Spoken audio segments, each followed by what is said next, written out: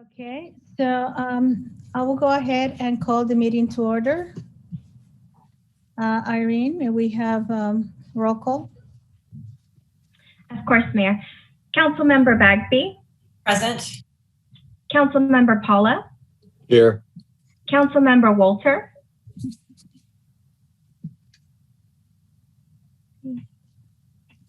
Councilmember Walter. Maybe he's mute. Yeah, perhaps he's having technical difficulties.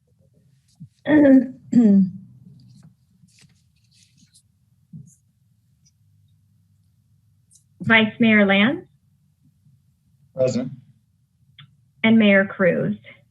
Present.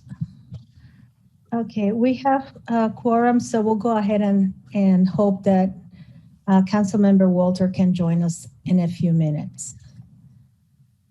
Could somebody text him, please? All right. I just did.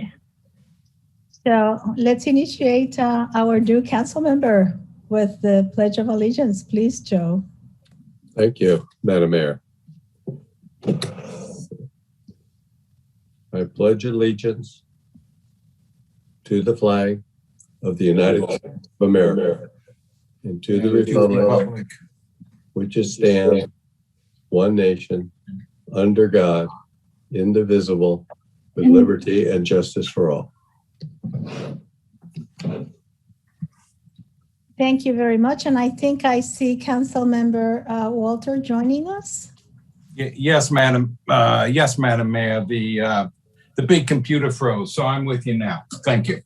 Okay, we understand. Okay. Do we have any conflict of interest declaration from anyone in council? Madam Mayor? Yes. Yes, Madam Mayor, I plan to recuse myself for item under consent, item 3 for the minutes, because I was not part of the council during neither one of those meetings. So I will vote on the consent calendar, excluding item number 3. Thank you very much. Any other changes or deletions on the agenda review? Seeing none, we'll move on. Now, are there any public comments on any issues not in today's agenda? And Mayor, just wanted to go back for a report out of closed session.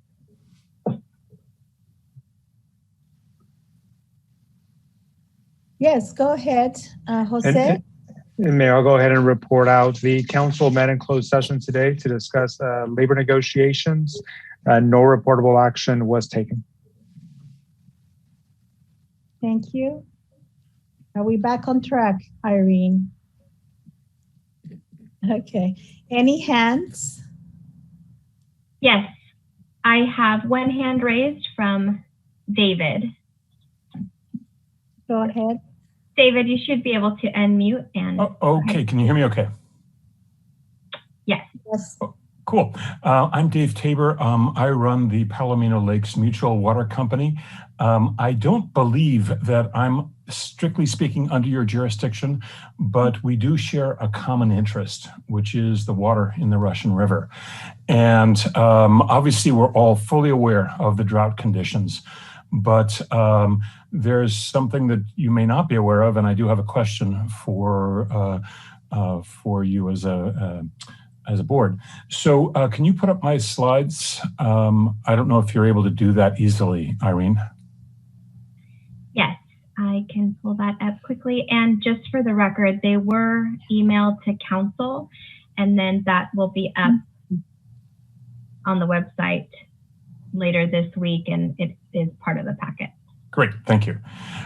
So once the map comes up, this may be, let's see, there we go.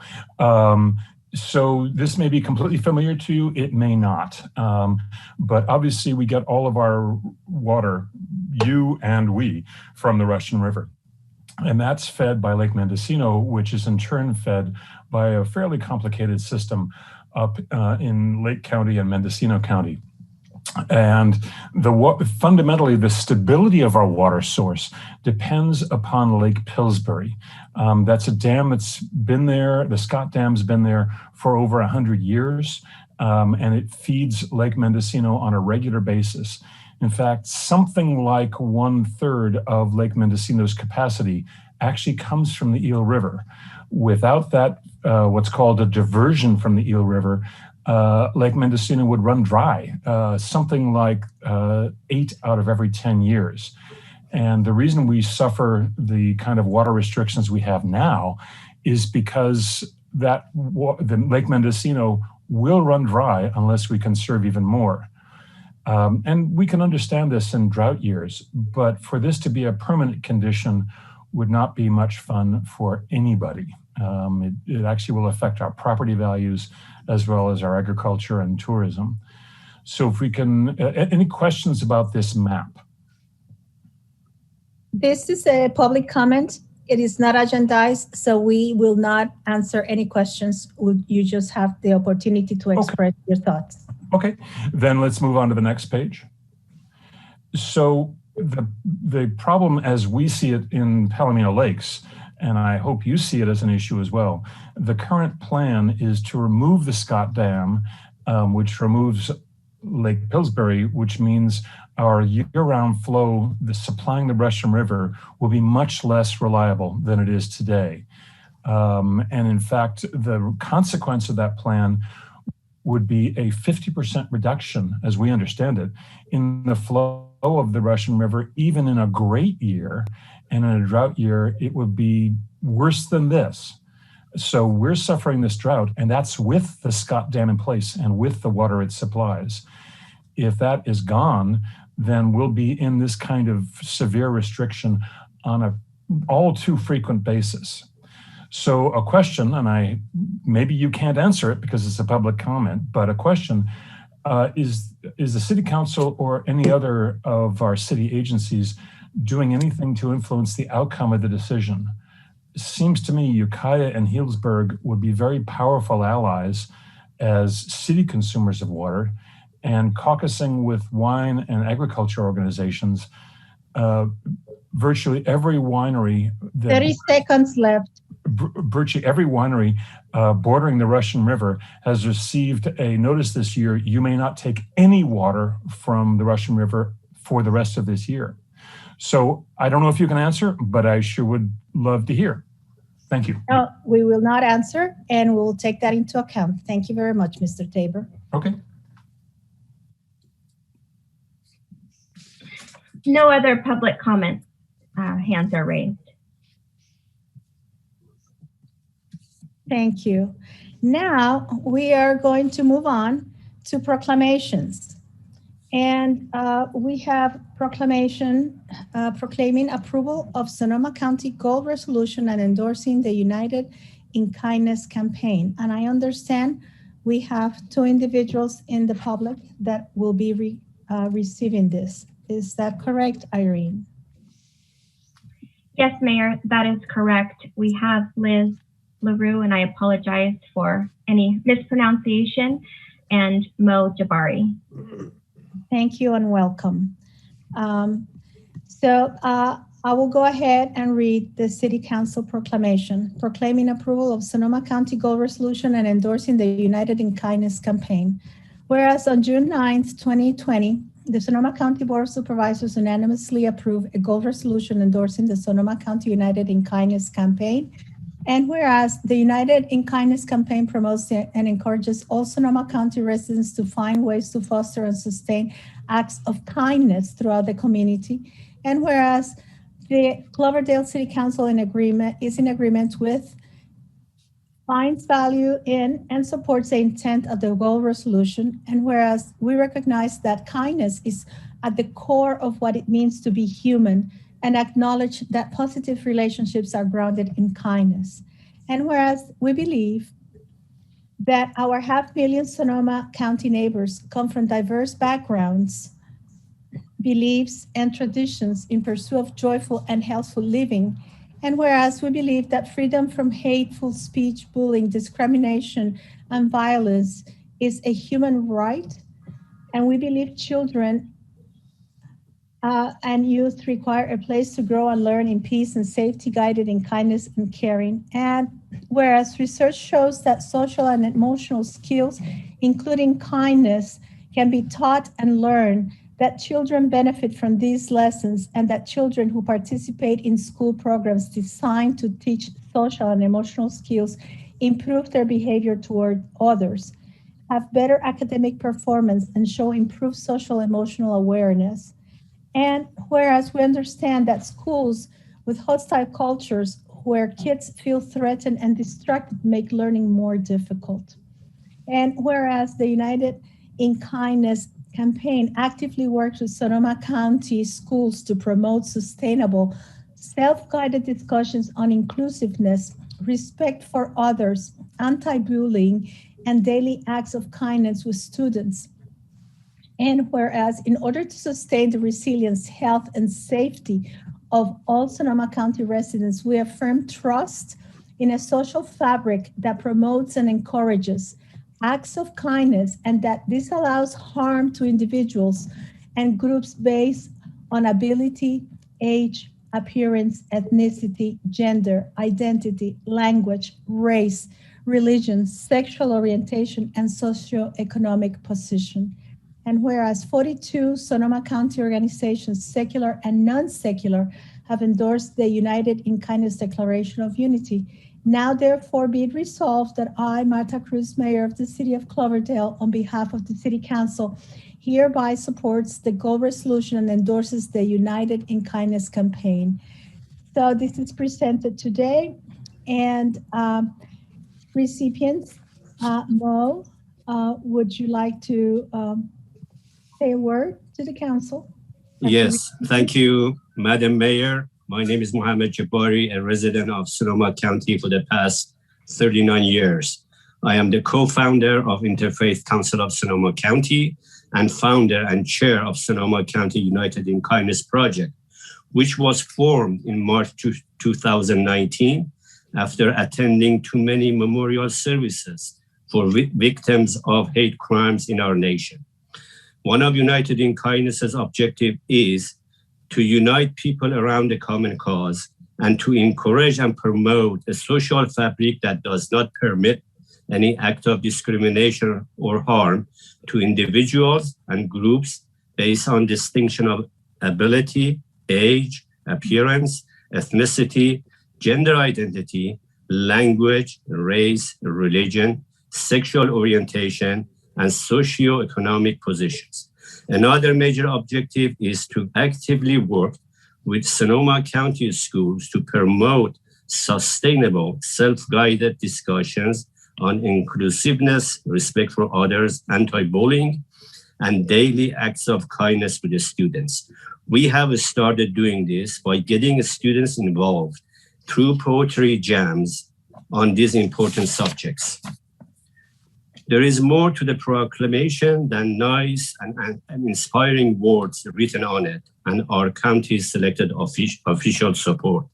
As a member of community, each one of us have a tremendous responsibility to be a beacon of hope when there is despair and inequality, and a source of joy when there is sadness and discriminations. We all should foster goodwill in our communities by doing sustainable acts of kindness in every interaction, decision, directive, and policy that we are involved with. This will require a conscious mind and a daily practice to make it a reality. We at Sonoma County United in Kindness are honored to receive this proclamation from the great city of Cloverdale. Thank you to the mayor for your leadership, to the city council, staff, and especially to Irene working with us and making this proclamation a reality. Thank you very much. Thank you, Mr. Jabari. Liz, would you like to add something to this?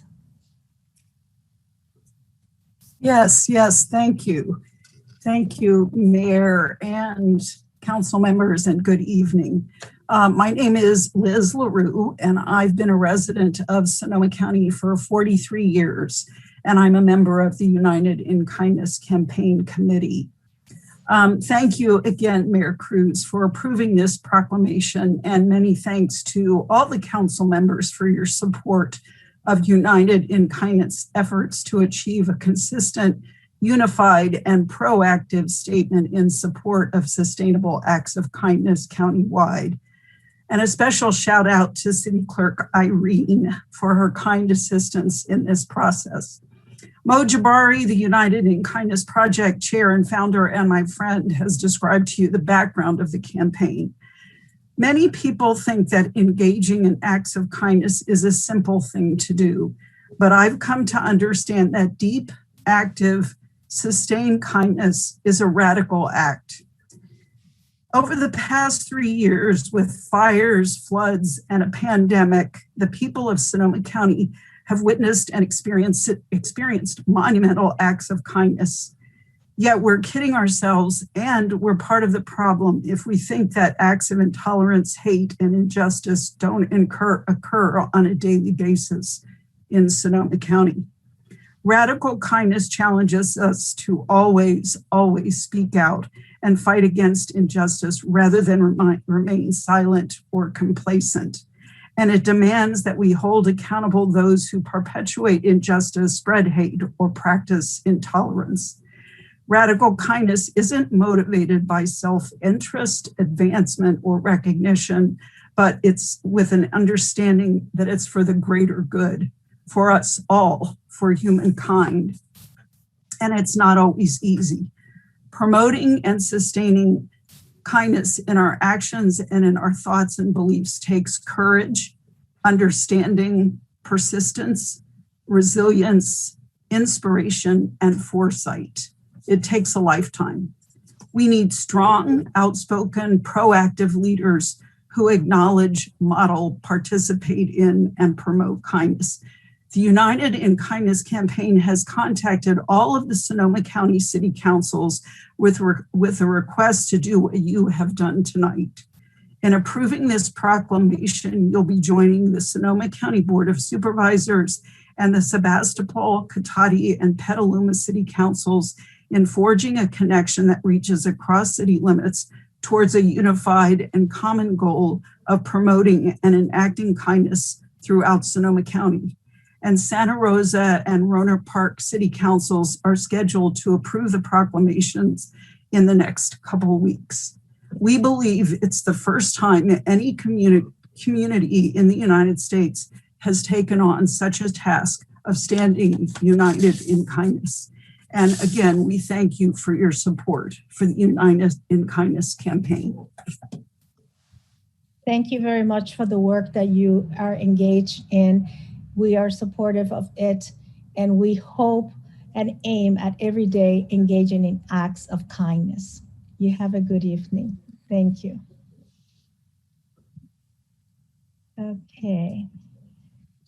So thank you, Irene, for such a good representation of Cloverdale, as always. And then we have a proclamation of Juneteenth on June 19th, 2021. And do we have anyone to receive this today, Irene? We do not, Mayor. Okay. In the meanwhile, I'll go ahead and read this because it has made the news by this becoming a holiday in the country.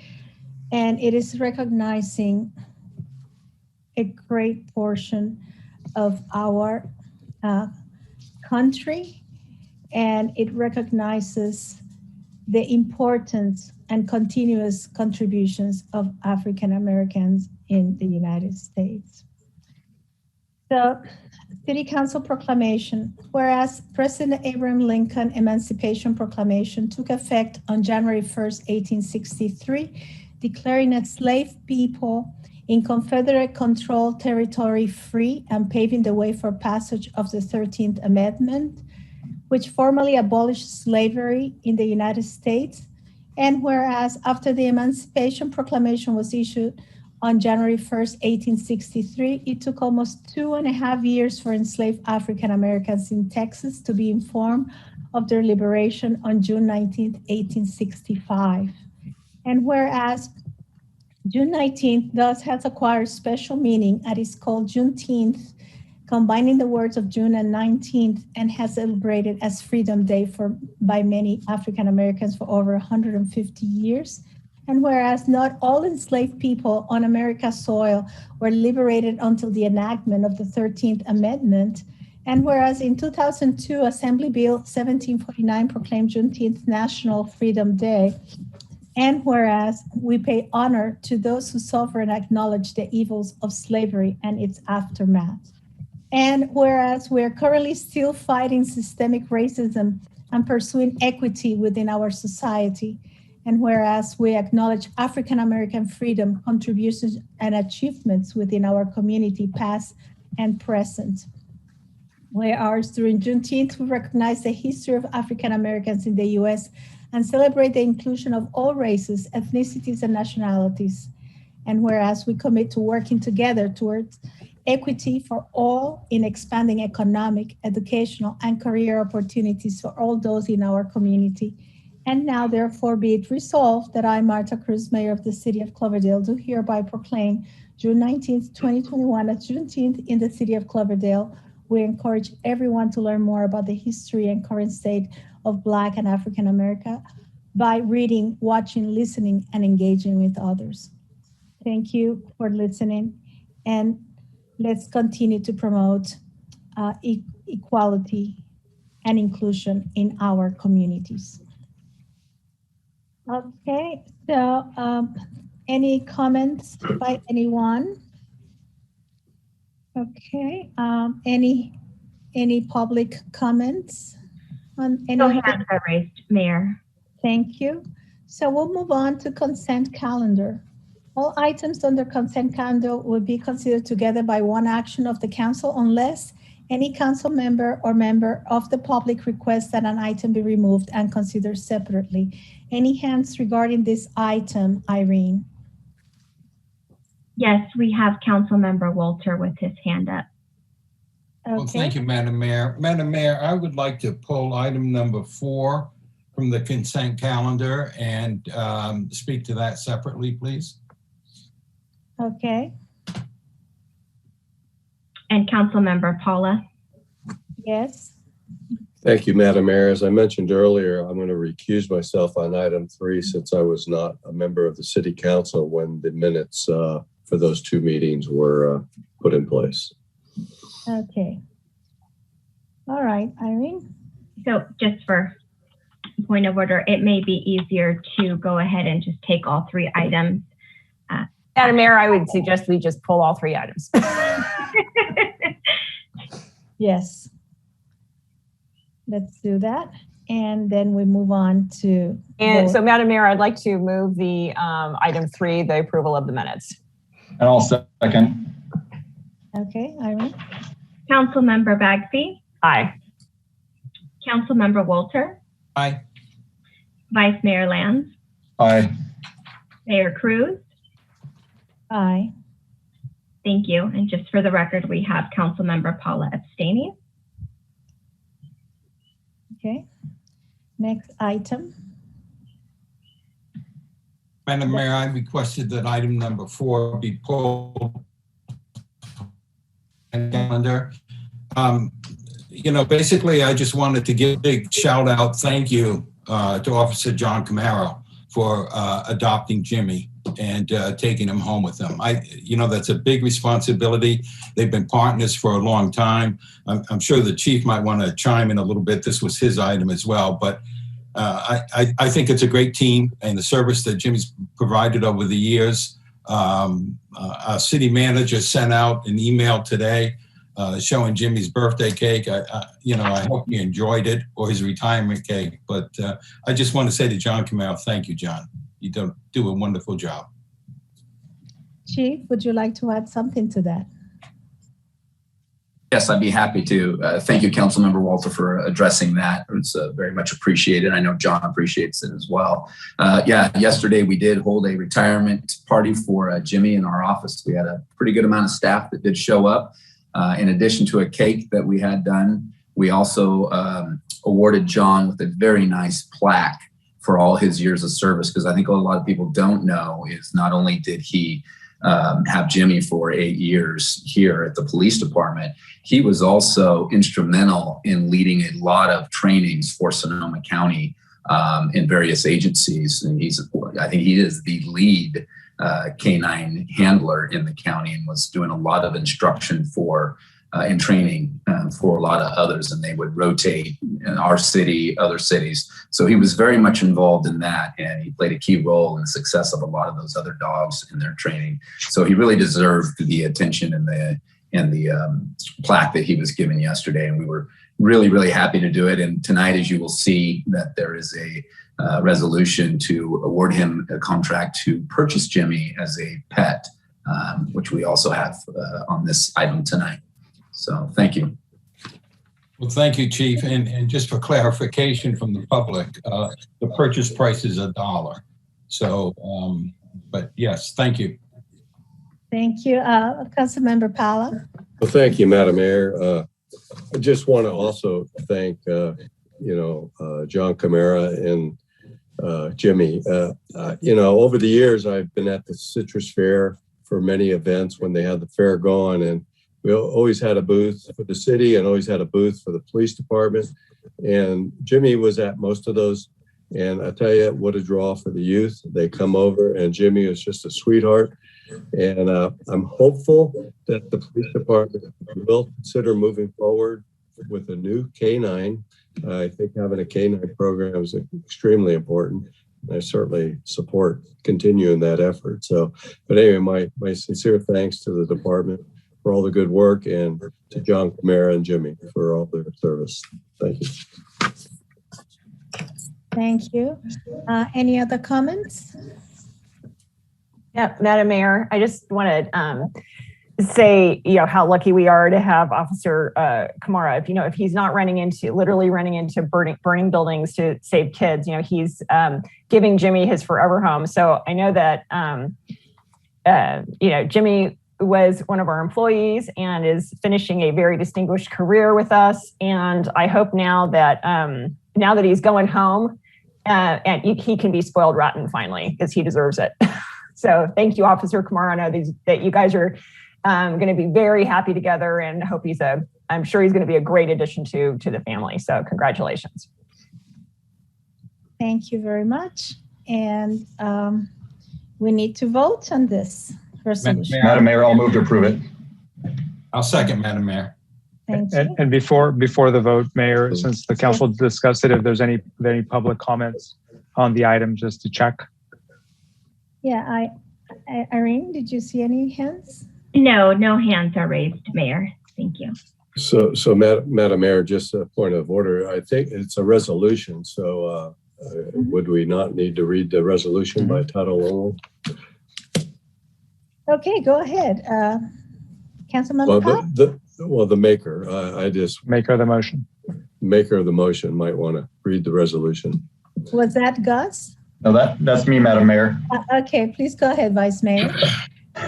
Titled, a resolution of the City Council of the City of Cloverdale approving an agreement for the purchase of retired Cloverdale Police Canine Jimmy by his handler, John Camara, in an amount not to exceed $1, and authorizing the city manager to execute said agreement.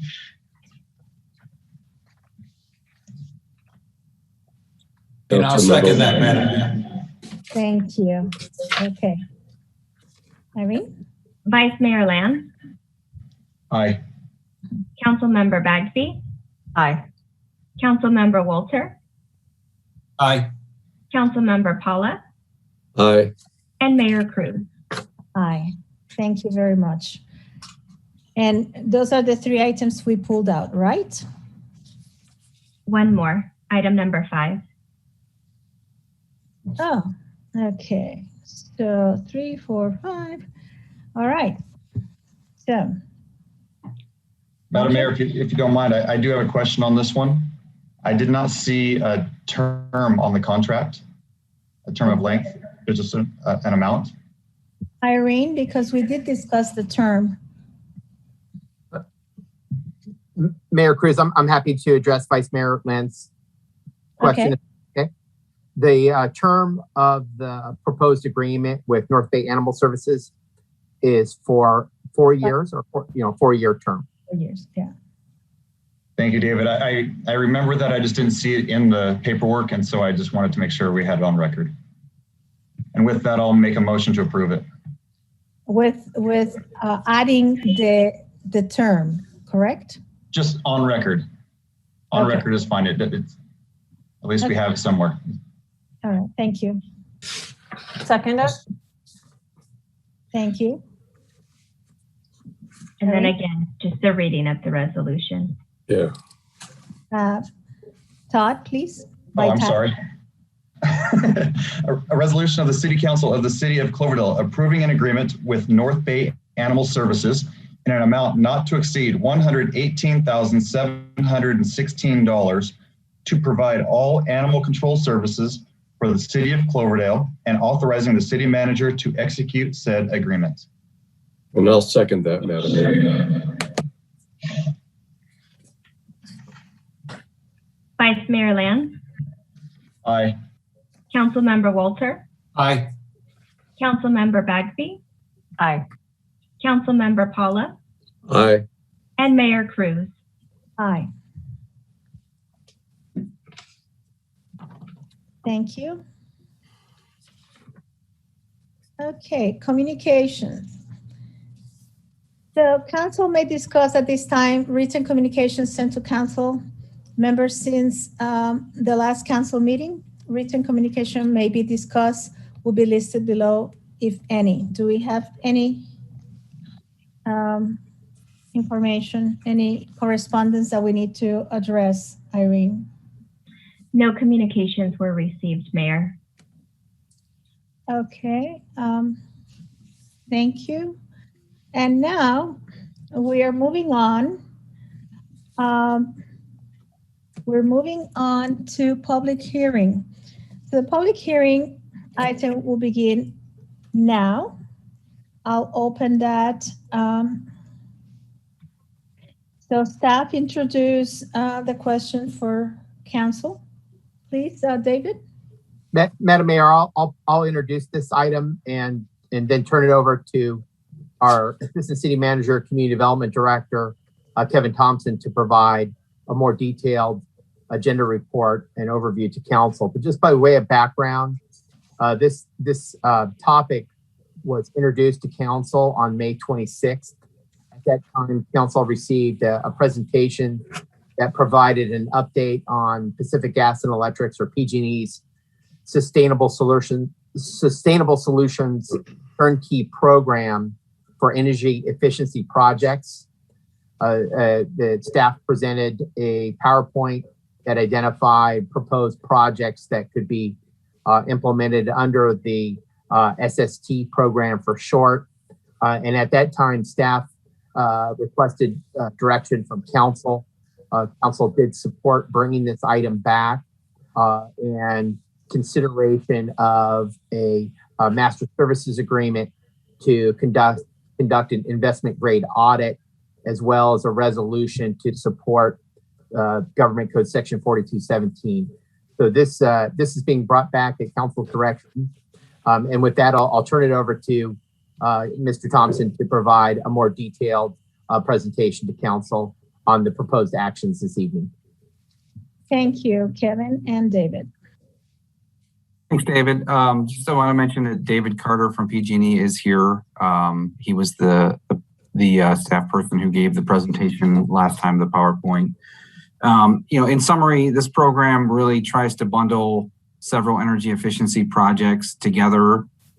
Some are really good paybacks and some aren't as good paybacks, but the idea here is to bundle them all together and do them all at once, and then really pay for those over time with the savings on our power bill. So that's the basic concept. To date, we've done 2 walkthroughs with PG&E and their subcontractors, taking a look at our systems, pumps, water, HVACs, lighting, things like that. And based on those 2 walkthroughs, we think that there's a real promising program here that we can put together, bundling the different projects. Some of the things identified were exterior lighting and interior lighting, HVAC replacement, photovoltaic, and a lot of water pumps, and water aeration and thermostats. So really the next step, as David mentioned, is to complete this investment grade assessment. And that will be done at no charge to the city. And once the findings are available, will be presented to the city council for further discussion on the projects that they've identified. And that's really going to drill into, are these projects viable economically, and does it make sense to pursue them? So that's really what we're asking tonight. There is another request is that we invoke Government Code Section 4217, which allows us to forego our low bid standards. And this is really, if you think about it, the projects are going to be so different. There's going to be air conditioning and pumping and just lighting. So there are a lot of different types of projects. So this really saves a lot of time when we ultimately get a project manager to complete the projects.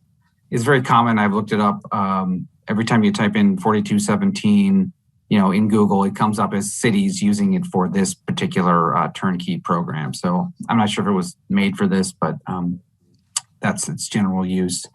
So as David mentioned, there is a resolution. It does a number of things. One is for us to invoke the 4217 procurement process. It also allows the city manager to sign the master agreement with PG&E and any other necessary documents with the approval of the city attorney beforehand. So that's pretty much it. If anyone has any more, it also was at the Public Works Subcommittee and the Planning and Sustainability Subcommittee where it was discussed as well. So that concludes my presentation, and let me know if you have any questions. Okay. Should we just open to the public and then bring it back? Would that be the appropriate procedure, David? Madam Mayor, this is an opportunity before you open it up, the public hearing. If council has any clarifying questions, we're happy to address those directly to council. But if there are none at this time, certainly welcome to open the public hearing and for public comment. Okay, any of the council members have any questions? Okay, so let's go ahead and open to the public. Do we have any hands with questions or comments, Irene? We have no hands, Mayor.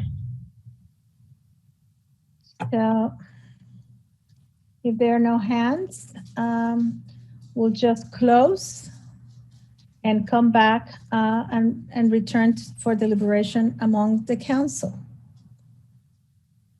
Okay? So, Madam Mayor? Yes. Just one quick question for Kevin or David. I know the intent would be to pay back with savings that we generate from the electricity and those services. What happens if we don't realize the amount of savings that's being projected?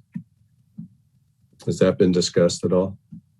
Well, I think we'll know a lot more after this investment grade assessment. But there is one of the kind of the discussion points is the term of the financing. Right now, it's looking at about 16-year payback.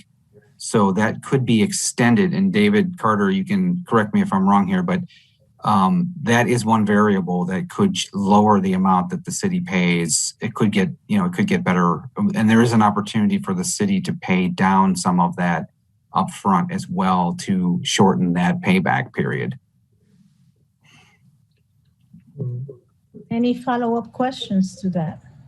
And Irene, if we can check if David Carter is present, he might be able to provide additional information for Councilmember Paula regarding his question about addressing the payback and ensuring that the projects are fully paid back through our utility savings.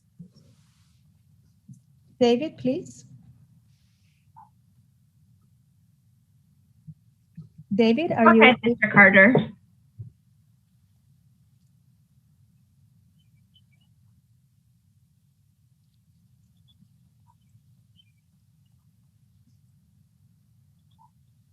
Mr. Carter, we cannot hear you.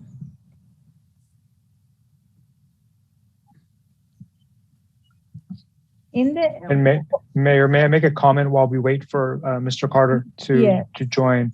And just in looking at the master services agreement, something that I think Kevin also pointed out is the process is there has been a preliminary assessment.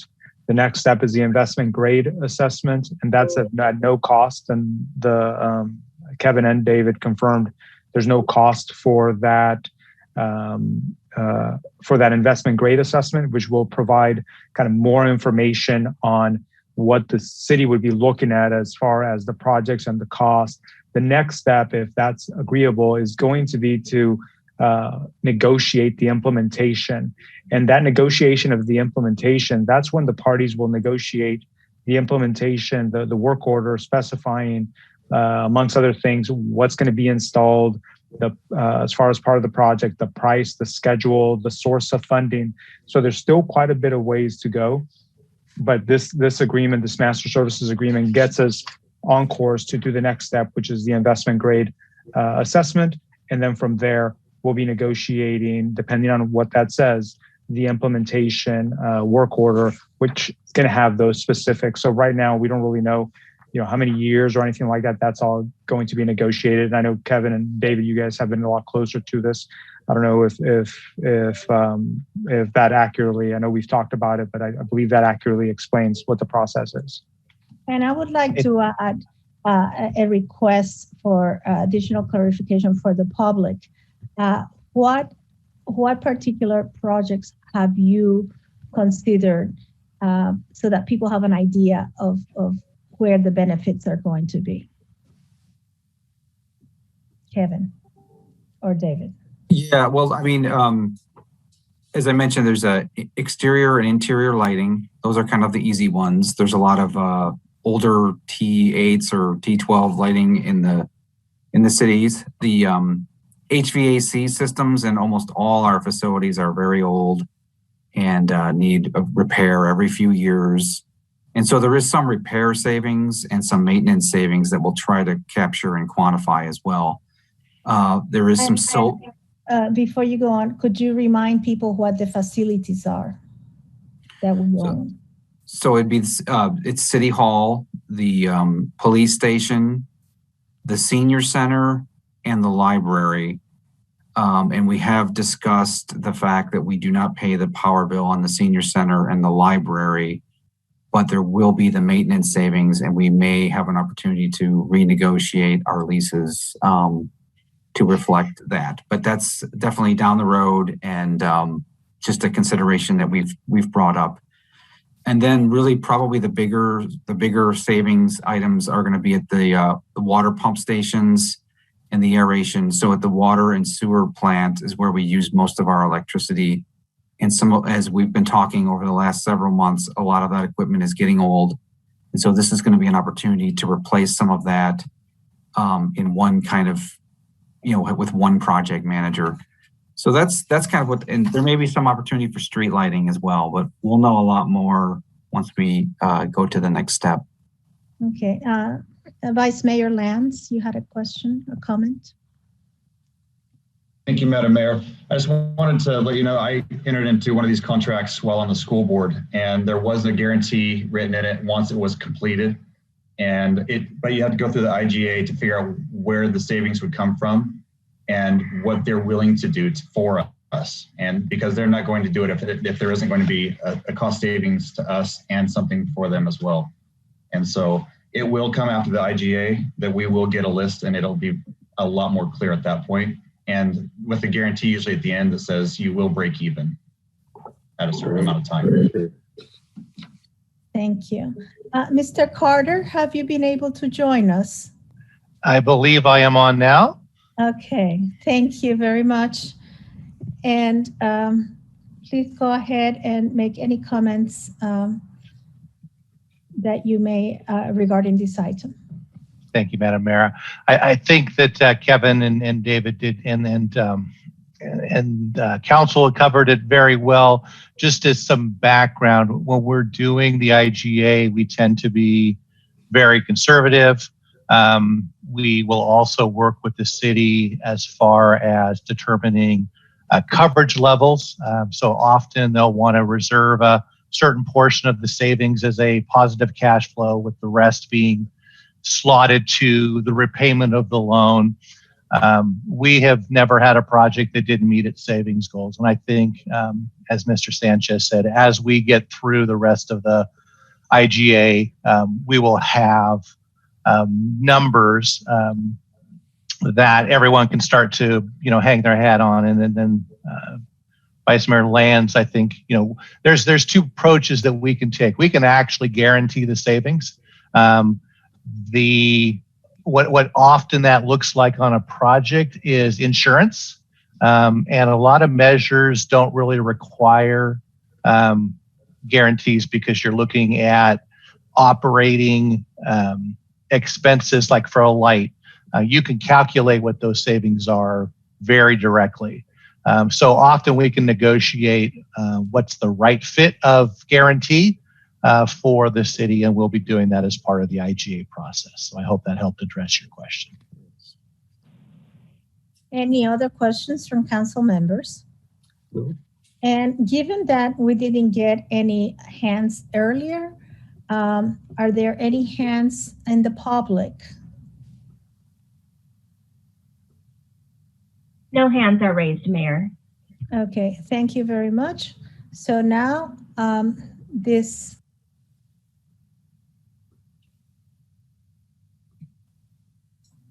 You're on mute, Madam Mayor.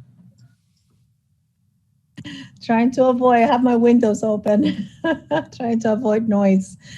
Okay, so now we'll go ahead and close on this item, and we would Madam Mayor, I'd like to introduce the resolution by title only, if I can. A resolution of the City Council of the City of Cloverdale approving to forego standard procurement processes to contract with PG&E for the Turnkey program, approving PG&E master agreement and investment grade audit IGA work order, approving submittal of documentation as required during the IGA for funding evaluation and incentives for various energy and retrofit programs, and authorizing the city manager to execute and any associated agreements and applications. Second that, Madam Mayor. Thank you. Irene? Thank you. Councilmember Bagsy? Aye. Vice Mayor Lands? Aye. Councilmember Walter? Aye. Councilmember Paula? Aye. And Mayor Cruz? Aye. Thank you. Very well. So thank you. And just a second here. So we'll move on to the next item, which is item number 8, discussion and adoption of updated City Council 2021 Subcommittee. Is that where I am? Oh, no. I'm skipping one. Let's see. Here we go. New business. Sorry. Number 7, resolution establishing a new salary schedule for the position of city manager and approving a third amendment to at-will employment agreement between the city and Cloverdale and David Kelly for the position of city manager. So, Jose, would you like to go ahead and comment on this? Absolutely, Mayor. I'll provide the staff report. So, Mayor, members of the council, the item before you is an amendment, the third amendment to the city manager's employment agreement. This amendment comes after an evaluation that was held towards the end of last year. It was a very positive evaluation. The council did report out that it was a positive evaluation. Unfortunately, we didn't move right away into the contract negotiations. Dealing with a pandemic, dealing with a lot of moving issues. We started negotiating the agreement. As the council remembers, we recently extended the agreement just for a few months to provide a little more time for the negotiations. This is the result of the negotiations for the agreement. The current agreement expires at the end of this month. What the amendment does, and in the staff report, I try to put bullet points summarizing what the amendment does for the council and for the public. And just going through them real quick, the amendment would extend the existing employment agreement by 2 years.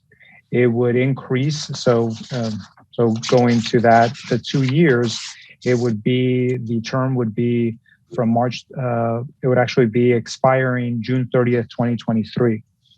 It would also increase the existing annual compensation slightly from the $159,450.26 that the city manager is currently paid to $162,852.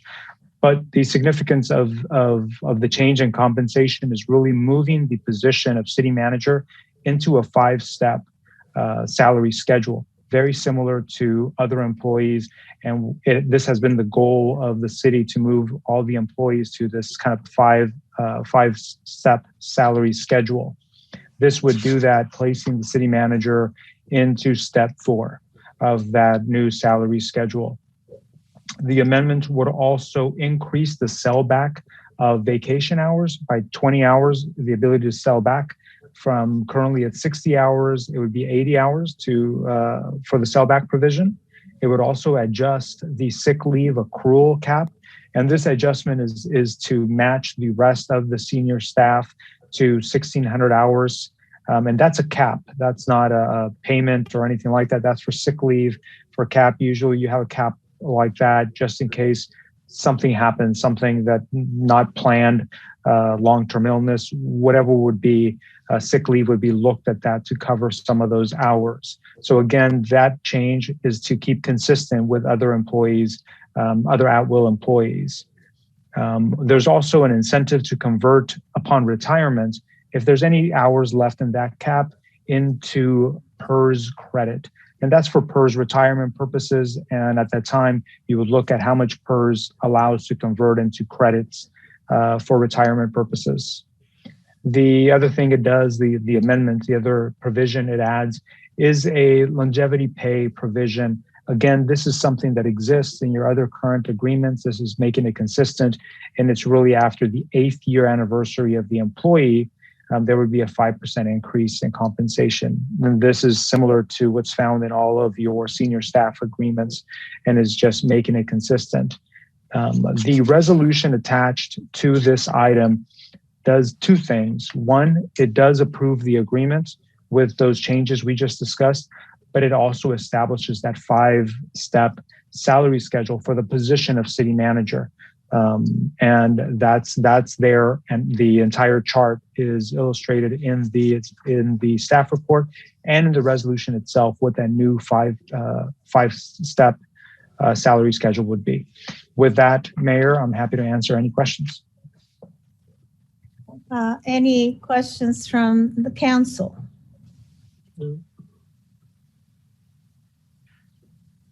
Okay, may we open this to the public?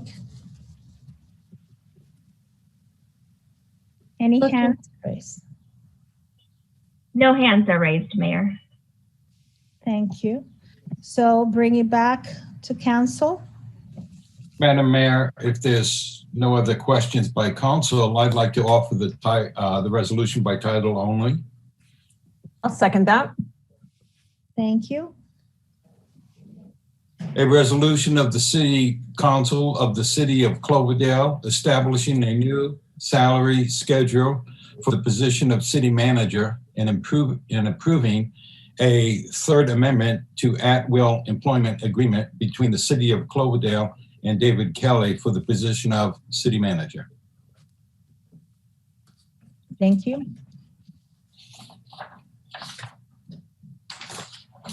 Irene? Thank you. Councilmember Walter? Aye. Councilmember Paula? Aye. Vice Mayor Land? Aye. Councilmember Bagby?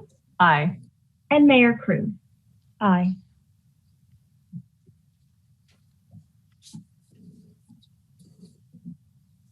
Thank you. And congratulations. I'll look forward to continue working with David. We'll move on to item 8, discussion and adoption of updated city council subcommittees, joint committee and regional board committee appointments. So, David, could we go over that? Absolutely, Madam Mayor. I'll introduce this item and welcome our city clerk to add any additional comments or background that is pertinent to your discussion this evening. Just by way of background, every December, council embarks upon a process of prioritizing their interest in our 5 subcommittees, as well as their interest serving on a number of regional boards and regional commissions. That process is then brought back to the council for discussion, usually at your first meeting in January. Every December, council embarks upon a process of prioritizing their interest in, as well as assign each of the council members to the various regional boards. We of course did that in early 2021 with the ranking process starting in December of 2020. However, as you know, council, we did have a resignation of one of our council members, former mayor and council member Jason Turner, that had led to a couple of openings on subcommittees, most specifically the Public Works Subcommittee, as well as the Finance, Admin, and Police Subcommittee, on which former council member Turner sat.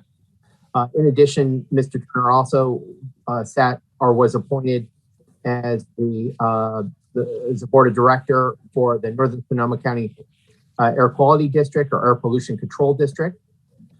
So with those vacancies, it's an opportunity for the city council to reconsider the appointments to both subcommittees and regional boards. Our initial assessment for council was to take action to fill those vacancies.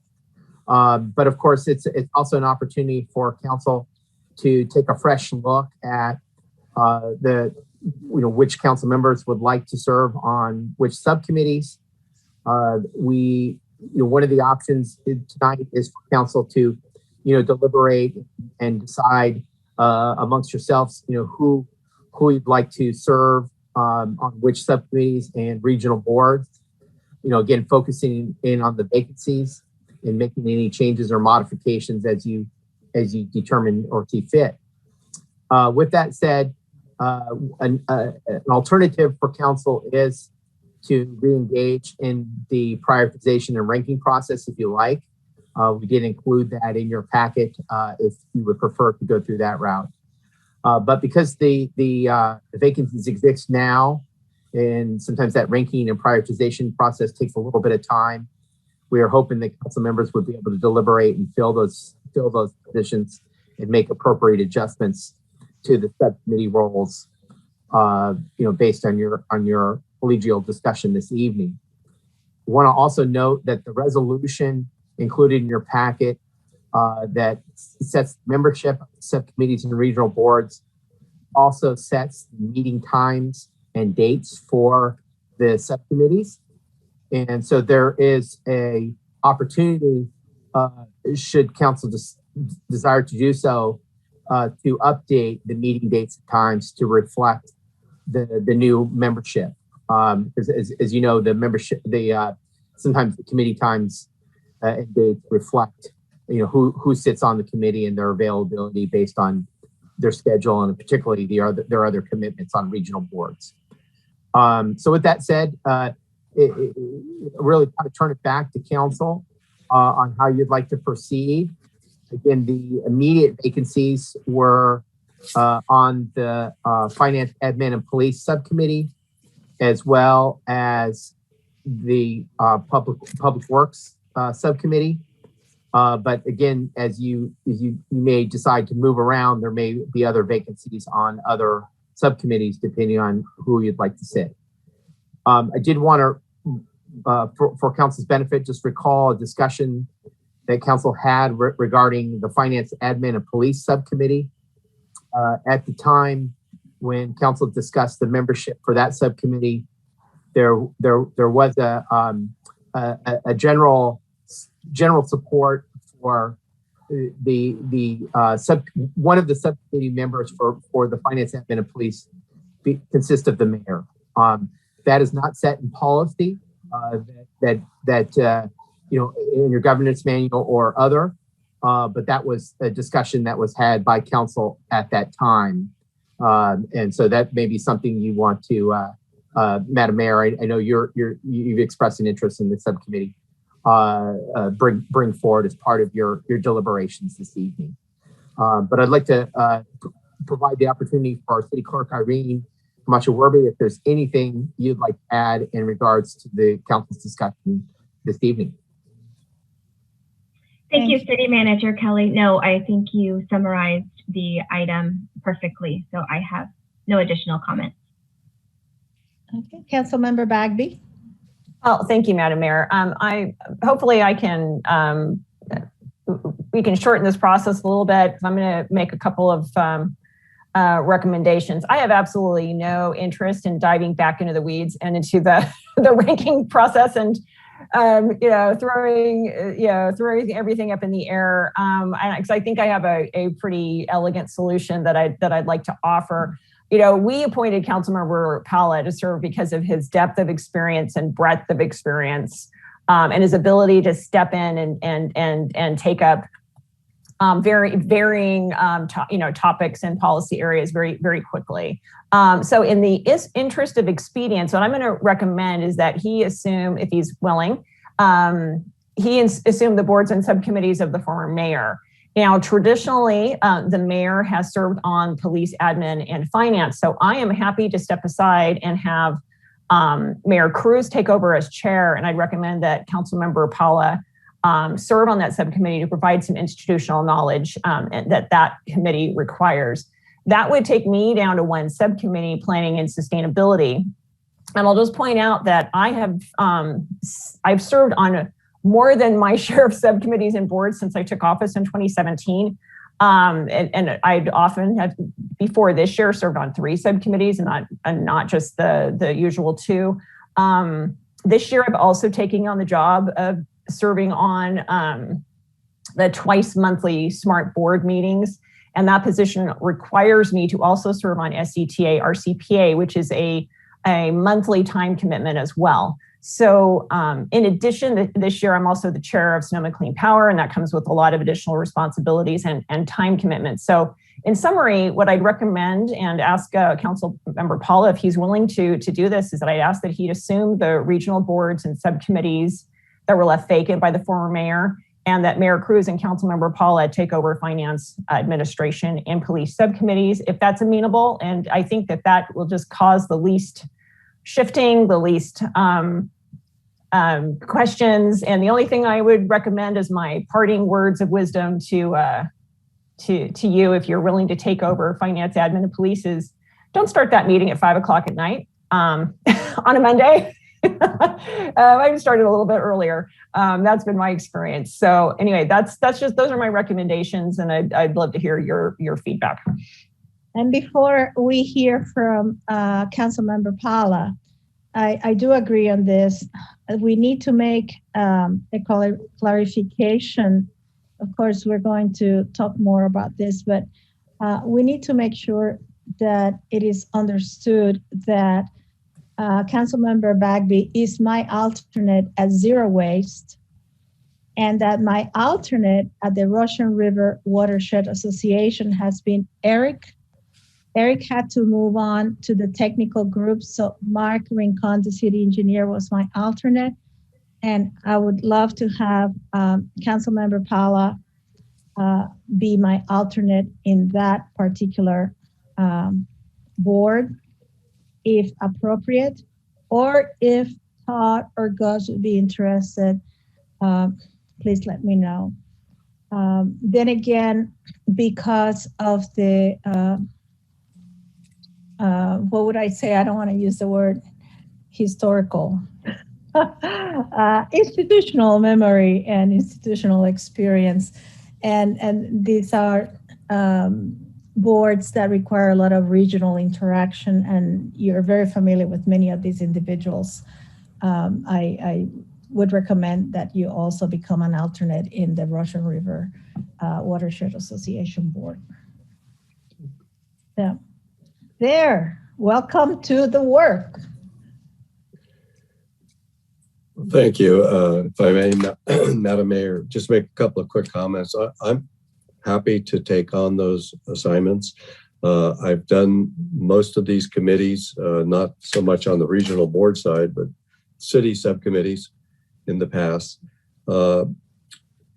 So, you know, I'm willing to take those on if we don't want to reopen it. I don't know if the other council members have an interest in those or not, and I'd welcome to get some input from them to see, you know, because I'm flexible on some of these. So I'd like to hear from the other council members to see if they have interest in the finance, admin, police, or the other, it looks like public works.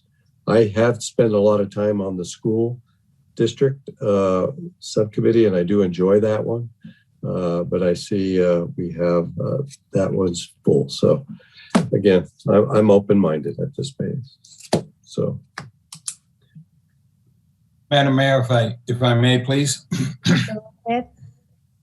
Councilmember Paula, if you wanted to relieve me of duty on the city school subcommittee, I'm more than happy to step aside. You and former council member Russell more or less got that subcommittee going. And I know you have a lot of institutional memory there, and you've worked hard with the school board personnel. So I'm more than happy to step aside. And other than that, you know, whatever you want at this point, I think you should be able to pick first. Melanie, you were absolutely right on when you brought up the finance, admin, and police. You know, I think Councilmember Paula and Mayor Cruz would do wonderful on that. So that's all I have to say, Madam Mayor. Wherever else you need me, just put me in. I should mention to Councilmember Paula that I have been instrumental in raising the scholarship amount for the students in the school. So excellent. That's great news. Thank you for getting started on that one. Vice Mayor Lance, please. Madam Mayor, I am happy with the subcommittees I'm on, and so I would just love to hear what Councilmember Paula would like to do. With his history and experience, I'm open to anything, but I would love to stay on the school subcommittee at this point. Well, I know that Vice Mayor Lance has a heavy project in front of him with our homeless subcommittee and the county ad hocs that we are both sitting in to represent Cloverdale and to get results which are coming around, which is very good. So congratulations, Todd, and thank you for all your hard work on that. So Councilmember Paula, your turn. Thank you, Madam Mayor. First of all, thank you to Councilmember Walter for you know, willing and agreeing to step aside for the school district subcommittee. So the two that I'd like to serve on with council's concurrence would be the joint city school district subcommittee, as well as the finance, admin, and police with the mayor. So those would be the two city subcommittees I'd like to serve on. So where does where does Public Works stand, David? Councilmember Bagby, there would be one vacancy on the Public Works Subcommittee if Councilmember Paula didn't fill the vacancy by Turner. Currently, Councilmember Walter serves as the chair for Public Works and Facilities. Okay.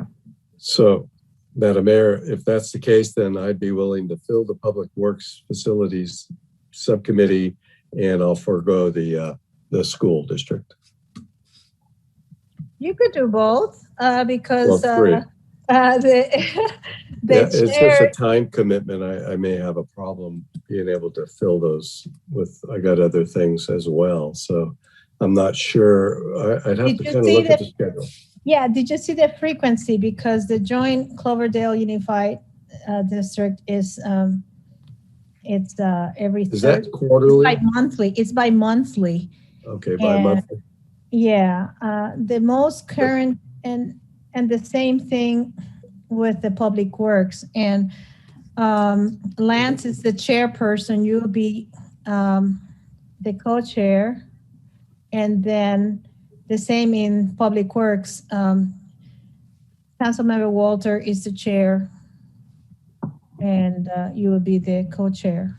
So, Madam Mayor, with that, I'd be happy to fill all three of those. Okay. Yeah, I kind of did that. But right now I'm on regional boards that are interfering. And I should mention now that we're going to have coffee with the mayor once a month because the fourth Thursday has a conflict with Russian River and also with Zero Waste. So we're going to do the first, and there will be an additional meeting that I'm going to hold down the road at the end of the month, every month, hopefully with one, either our supervisor or other supervisors from the Board of Supervisors, okay? But at this point, we are going to hold tomorrow's coffee with the mayor, and we might have a guest also. Yes, Councilmember Bagby. Sorry, I hit the wrong button. Okay. So that's a change that we are working on also. We'll have coffee with the mayor once a month. I'm very grateful to Vice Mayor Lance, who has covered for me because I've had conflicts with the regional boards. But we will continue to work with the community and have opportunities for people to have a forum to voice their concerns and ask questions that are relevant to city management and so on. So, David, do you have enough direction on where to place us? There's one more question, which is the timing of the meetings. Correct, Madam Mayor. That's I was just going to suggest that council also provide feedback on the meeting dates and times.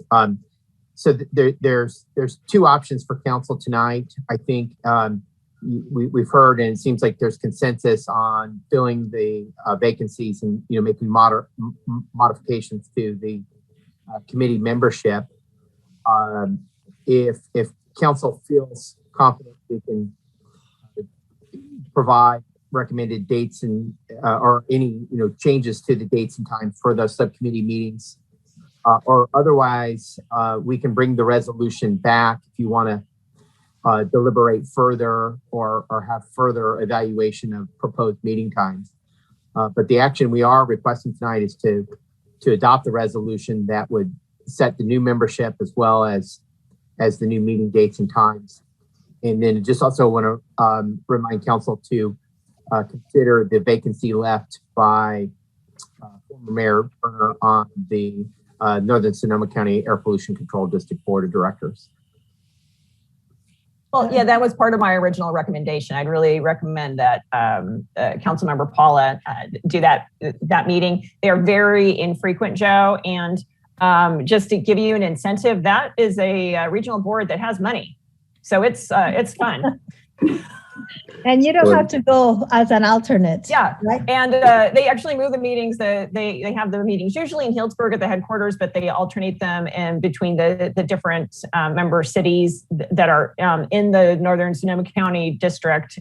So you don't actually have to leave town for every one of them, and they're only a couple of times a year. So, but it's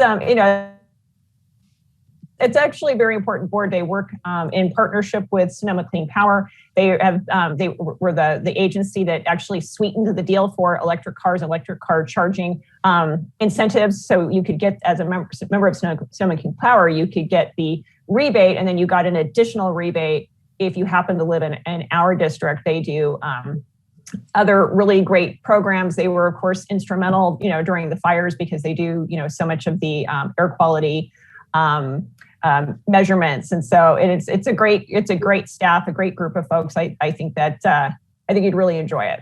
So hoping that would be part of the deal is that you would go ahead and assume that board. I would do it. I'm just absolutely maxed on time.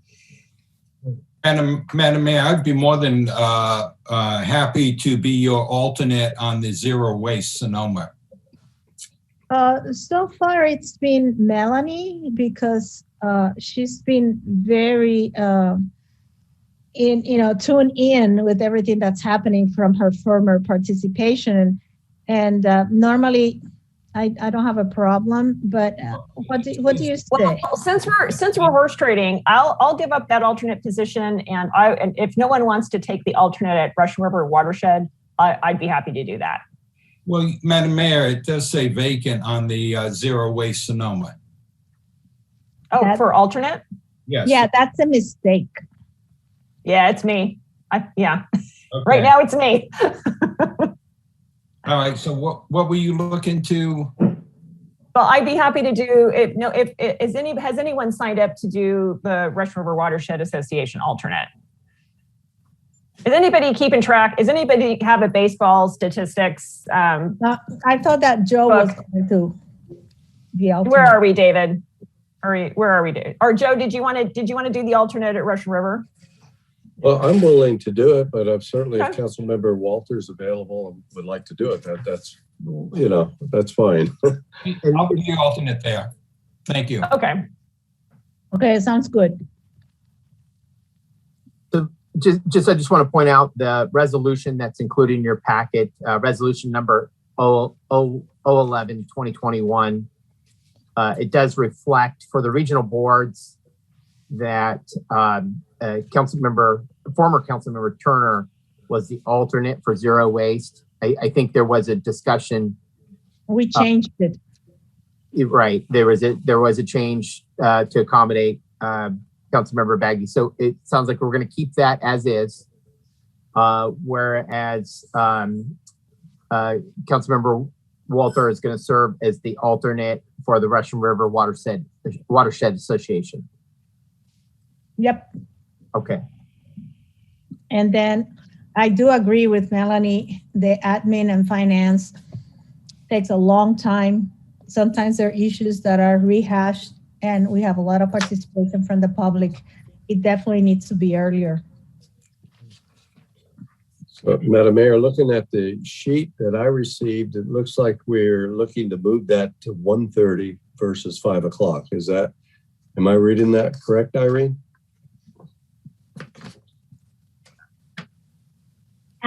Councilmember Paula, it's really up to. Right, but that was the suggestion. Okay. Yes, so my apologies. That was the original time. Yeah. And we've done it a little later so that public could participate. But I really wouldn't want to have it at 5 o'clock. Maybe 2:30. I don't know. What do you say, David? What obligations do you have on Mondays at 2:30? And Chief Ferguson. Madam Mayor, we will accommodate the council whatever time you set for these meetings. I think if you said either 1:30 or 2:30, that's you just let us know. We'll adopt the resolution reflecting the meeting time. And make sure that we are in attendance at those subcommittee meetings. So there's no prior obligations at this point. And Chief Ferguson, I would like your feedback. I know you're very busy too. Yeah, it's the same. I think we've done them before. It works perfectly fine. I'd be in favor. Okay. So, Madam Mayor, I'd like to suggest that we keep it at 1:30. And that if somebody wants to address the subcommittee who can't physically be there because of a work schedule, that we could maybe set up where they can Zoom in to address it. Okay, sounds good to me. And if that's a problem, we certainly can at least revisit it at that time to see if we want to modify the times. Yeah, That is, and Madam Mayor, just if I may, just to remind folks too, it's that we had the ability to have hybrid meetings at least through September 30th. So, at least for the time being, you can kind of test it out, and if you need to make any changes, you can. But, I just think that, especially for the subcommittee meetings, having people be able to call in for presenters to not have to drive up to Cloverdale in the middle of the day. A lot of people have been able to take a break from work and join in. It's actually, I think it's been in some cases, there's been more participation. I just see that that's going to be part of our future, at least for our subcommittee meetings. yeah, it's something that we definitely need to keep flexibility, especially because we're not really out of the pandemic. Our numbers are going up again. So does this require a motion? Would it be appropriate to recommend the resolution by title only as amended, City Manager? As long as you have kept the baseball card order. Right. Councilmember Bagby, it's just an opportunity. Just want to check in again on the other subcommittee meeting dates and times. I recall the discussion on the Public Works and Facilities meeting was set at 5 in the afternoon to accommodate the former mayor's schedule. Certainly 5 is fine with staff, but just want to make sure that if council desires or the Councilmember Paula or Councilmember Walter want a different time, that this would be the appropriate time to. I think it should be earlier too. I would think 4 o'clock would probably work good for myself. 5 was a little late by the time we get out of there. Joe, what do you think? I'd actually like to see it a little earlier if we could. Maybe, I'm not sure how long those meetings typically go. If they're 2 to 3 hours, maybe start around 2 o'clock. It doesn't normally take that long. I think 3 o'clock would be good. And people should be finished by 5 or before. So, Joe, what do you think? I mean, I'll do 2 or I'll do 3. Because some of the other meetings are on, this is Tuesday, not Thursday. I was thinking of Thursdays. Every meeting seems to be on Thursday. So, and this is bi-monthly. So, people can plan ahead.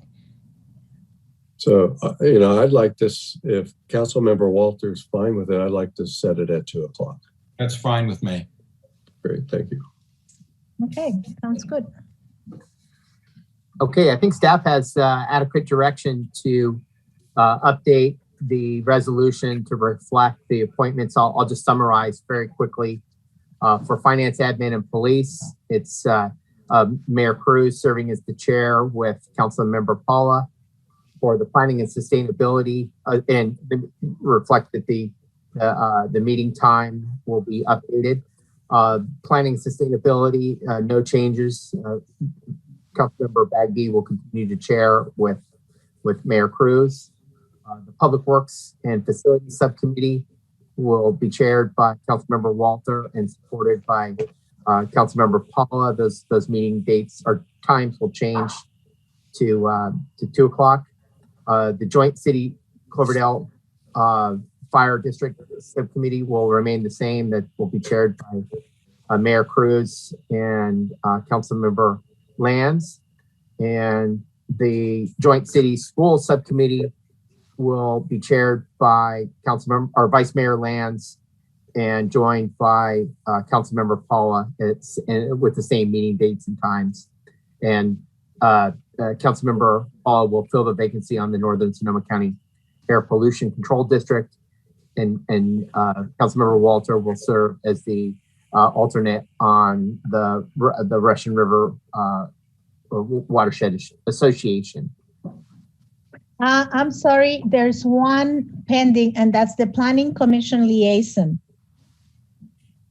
It's Walter and Turner was there. So maybe we need to have Vice Mayor Lands there.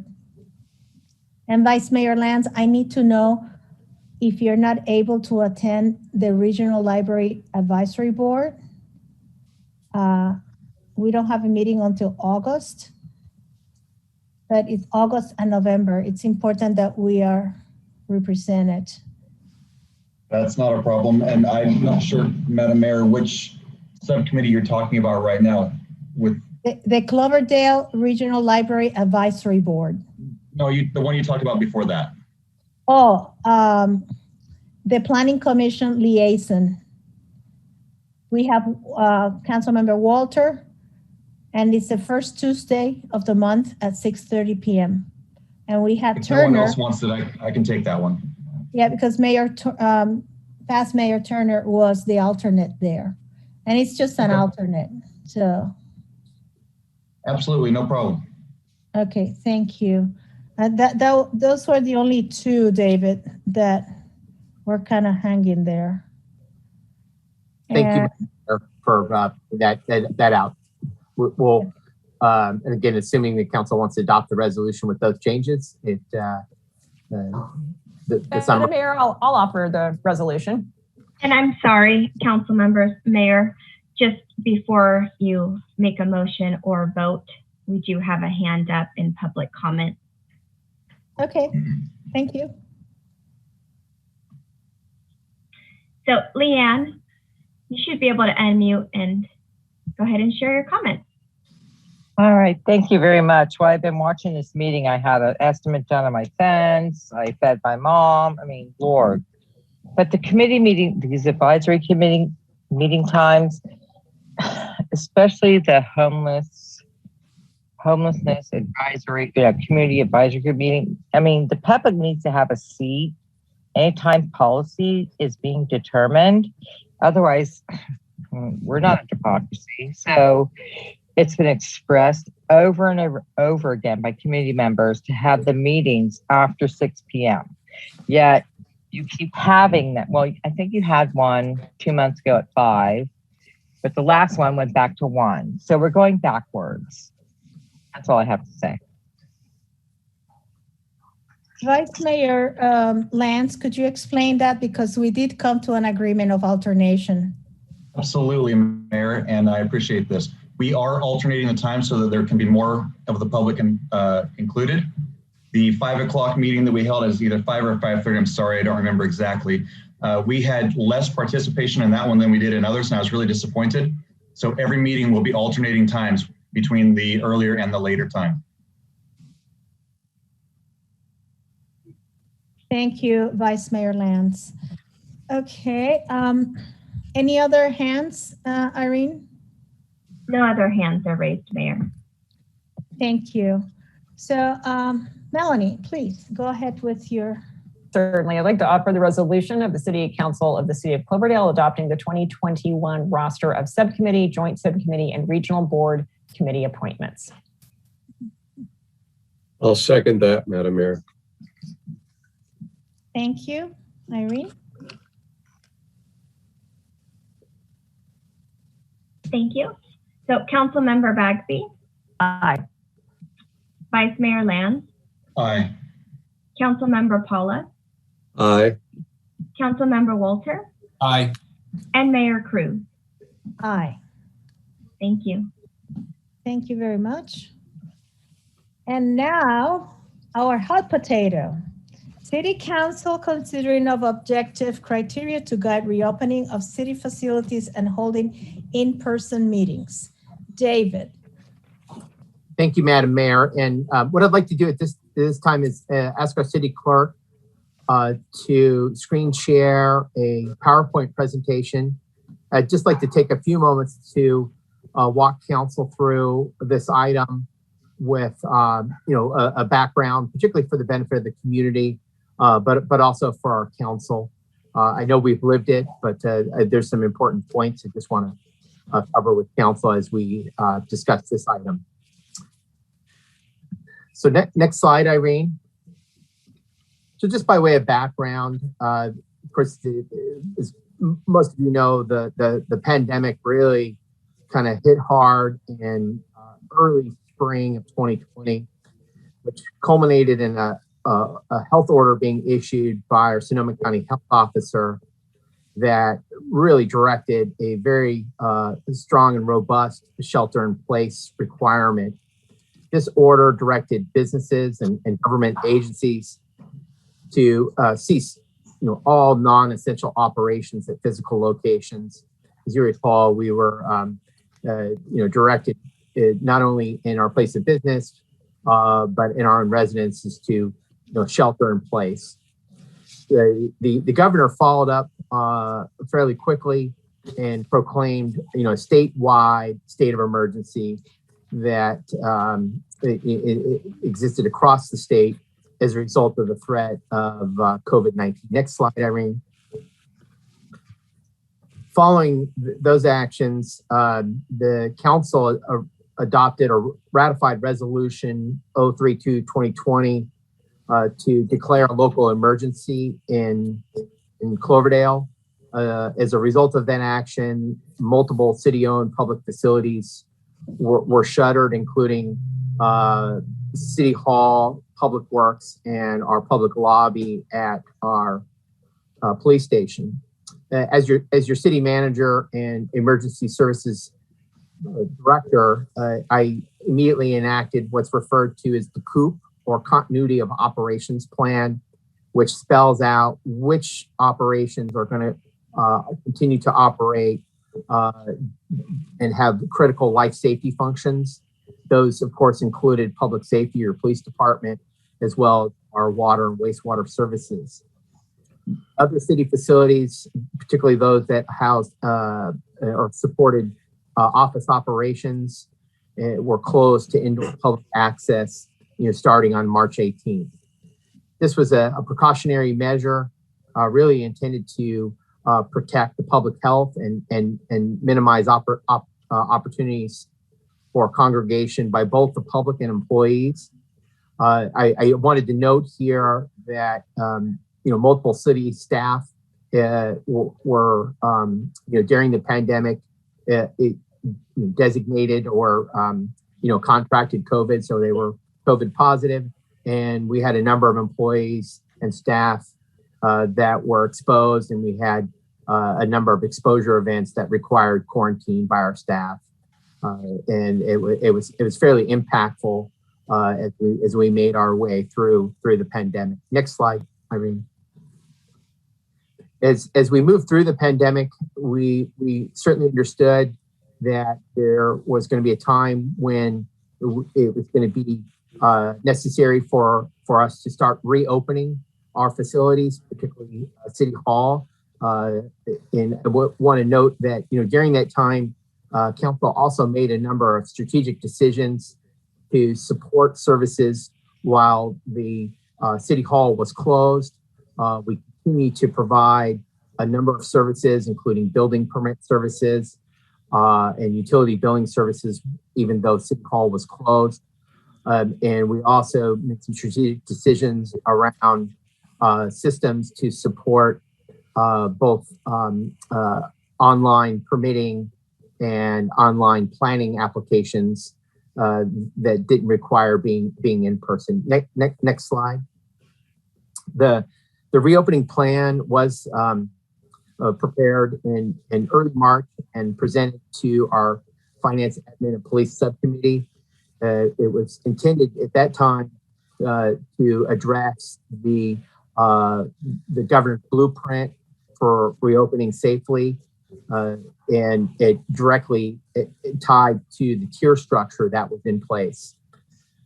It's important to note that the reopening plan also includes our COVID protection plan, which is intended to implement the occupational and safety hazard administration requirements addressing the impacts of COVID. And so monitoring the OSHA regulations is an ongoing effort. And I'll talk a little bit more about that as we progress. Next slide. The reopening plan provided for a four-phased approach for reopening, starting with a limited reopening, which we did on June 1st. We began opening 2 days a week, Tuesdays, Thursdays, with set hours, 1 to 5. We continue to maintain the restrooms as closed because of the potential health impacts of having public restroom facilities. Phase 2 identifies moving to opening 4 days a week, Monday through Thursday on July 12th, again with open in the afternoons from 1 to 5, and again, no public restrooms. Phase 3, which identifies the date of August 2nd, is 4 days a week, Monday through Thursday, with set hours from 9 to noon and 1 to 5. Again, no public restrooms. Next slide, Irene. Most recently, as we begin to reopen, and in part because of the significant success in California, and particularly Sonoma County, around vaccinations, Governor Newsom did issue a new executive order that rescinded the earlier stay-at-home orders. The executive order number N-0721 eliminated the blueprint framework, which provided a gradual risk-based opening of the economy. Unfortunately, we never quite made it to the lowest tier because of we didn't meet the criteria for the yellow tier. Next slide, Irene. The Governor Newsom also issued executive order N-0821, which phased out the large number of executive orders that were issued by the governor to address the pandemic. One of the most significant executive orders was to suspend some of the requirements of the Brown Act, specifically requiring that the meeting place be designated and that everybody be in attendance or otherwise follow a very strict set of procedures for public meetings. This updated order, Executive Order 0821, it does indicate that all those orders will remain in place until September 30th, which is the formal date of expiration. And at which time that means that the exemptions that were emergency exemptions that were provided for in the Brown Act will no longer be applicable. So there's a number of existing requirements for participation by teleconference, most of which mirror existing requirements, and they're outlined here, which requires that each teleconference location from which a member participated be posted, be accessible to the public. It's available to the public for viewing, so that they can participate at that location if they desire. And at least one member of the body must be physically present as specified at the location specified in the notice of the meeting. So this again kind of is really reflecting the existing Brown Act requirements for participating in meetings when you're not present at the location noted in the agenda. Next slide, Irene. I did want to note that while we are reopening, and there's a lot of really positive news around the positive impact of vaccinations, particularly Sonoma County, where we have a relatively high vaccination rate, there still remains some concern and risk out there. Chairman Powell is the Fed chairman, noted on Monday that there still remains risk from the pandemic. He's a notable figure because he is noting that it has the potential to continue to impact the economy. So it's just something for us to be aware of.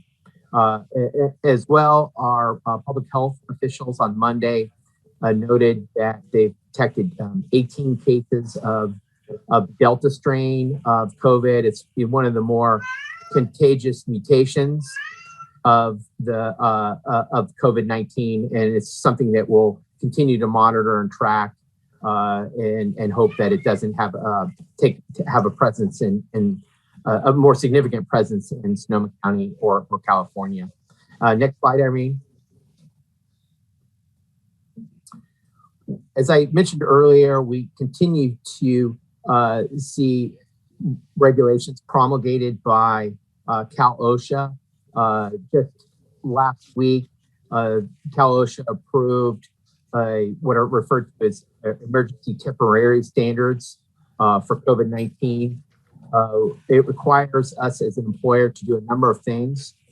First and foremost, it requires us to document the vaccination status of employees. And we've already began that effort in consultation and working with our city attorney, requesting our employees to document their vaccination status. That's particularly important because there are unvaccinated employees, and when they are present either indoors or in shared vehicles, the Cal OSHA COVID standards do require that they wear face masks, and that the city provide 95 respirators to any staff who request them for ensuring safe working conditions. We're also required to establish, implement, and maintain an effective COVID prevention plan, or CPP. The existing version was included in your packet as part of the reopening plan, but we are required to update it based on this latest regulations that were adopted by the governor and supported by Cal OSHA. It's important to note that if any employee that is not vaccinated who does become exposed, we continue to have to employ the same protocols that we did previously and require those employees to quarantine and or isolate, which may mean that they may not be able to report to work if they are exposed. If an employee, however, is vaccinated and exposed, they can continue to work so long as they don't experience any symptoms. The next slide, Irene. One of the things the staff did in preparation for this meeting is conduct a survey, and I give quite a bit of accolades to our city clerk for working with her colleagues and fellow city clerks in the cities in Sonoma County. Wanted to ensure council was aware of where other cities are, both in terms of reopening, but also in terms of hosting city council meetings in person. This by no means directs our council. It's just to give you an overview of what other cities and what other councils are doing. Want to note that Cotati was really the first city to reopen, followed by Cloverdale. Albeit we opened partially, whereas Cotati opened fully. A number of other cities are still in the process of reopening their city hall, and what we've provided here are the dates that their clerks have identified when they're going to plan to reopen city hall, and also as well as when they are planning to hold council meetings, either virtually or continue virtually, moving towards hybrid meetings, or some in-person meetings. So Santa Rosa was one of the first cities to move to open meetings, and they held an open meeting on June 22nd. Some cities thus far have not identified specific plans for a reopening or council meetings. Next slide, Irene. One of the critical aspects that we recommend council evaluate as part of reopening and also in-person meetings is the face mask requirements. What we've outlined for council's consideration, there's really three options. One is to publicly post rules regarding mask wearing and essentially allow customers or visitors to self-attest that they're vaccinated. That means they can enter any business location without a mask, and in doing so, it's kind of based on trust that they're attesting to being vaccinated. The other option, which I don't particularly recommend, is a vaccine verification system to determine whether individuals are required to wear a mask or not. That's a lot of onus on staff to ask a lot of personal questions, and not recommended, but it is an option. And the third and last option is to require all participants, whether they be in public meetings or in our public facilities, to wear a mask. I think what we're seeing is the trend at this point is really self-attest and self-certification, and relying on folks to wear a mask if they're not vaccinated. Some of the considerations that we'd like to share with council as part of reopening and conducting in-person meetings, particularly regarding in-person meetings, is looking at additional clerk assistance during public meetings, in particular to assist with the virtual meeting tools. We anticipate council will want to hold a kind of a hybrid meeting of both allowing in-person participants, but continuing the trend of using Zoom, and just want to acknowledge that a lot of the roles of supporting that access falls upon our city clerk, and that we would likely, and I say she will likely need some assistance in running the meetings. That's what we found in our neighboring cities that have started holding either hybrid or in-person meetings. Is it you now need a little additional staffing to support that effort. We're also seeing almost entirely across the board in Sonoma County, cities allowing or enabling certain employees to continue some remote or telework, where it's supported by operations. And so developing a remote or telework policy for employees is something that we think is valuable. And in fact, we're hearing from city managers that this is a real significant work effort that they're undergoing as part of their human resources function.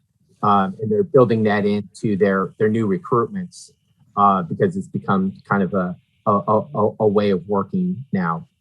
I want to also acknowledge that we believe there's some additional equipment that would be needed for capturing public comments. Ultimately, it may be valuable for us to look at having some new camera systems, maybe fixed that can capture the council and deliver that video data via Zoom as one entity. So there's opportunity there. We do think that the conference room at City Hall, it's never been particularly conducive to meetings where large groups want to attend. It's got a relatively small occupancy. So we'd like to hear from council about alternative locations for subcommittee meetings. Some potential locations include the Veterans Hall, which we think is probably ideal. But other locations include the Senior Center, of course, the Fire District, which houses our Emergency Operations Center, and the library. At this point, we're not asking council to delve in the weeds on a location, but if we want to give us your perspective or input on what do you think would work best for subcommittee meetings, I think that would be very helpful. And then last but not least, we just want to note that we will look at employing some additional custodial services for the Performing Arts Center and/or any alternative locations that we host subcommittee meetings for, to ensure that they're cleaned and disinfected properly, so that we factor that in if there's any modifications that might be needed to the budget going forward. So I think that's it in terms of consideration. Really, the recommendation tonight is discuss the reopening plan for city facilities and holding in-person meetings and provide direction to city staff. We're ready to take your council's input. Again, the critical date is that September 30th date for holding in-person meetings. We've got a little bit of a runway in order to meet that timeline. Your next council meeting is scheduled for July 14th. We can be prepared as soon as then to hold in-person meetings. So we did want to note that when early on in the pandemic, we were holding hybrid, a combination hybrid meeting in person. And there's some audio challenges to work through. And if there's opportunity just to seek a preference would be at least that first meeting. Maybe if council's inclined, you hold it in person and maybe keep public access via Zoom. But again, that's the council's decision. We're here. I just tried to outline kind of all the issues and considerations, so you had kind of the full picture of where we came when we started this response to the pandemic, and where we're seeking to go in terms of reopening. So with that said, Madam Mayor, I'll turn it back to you.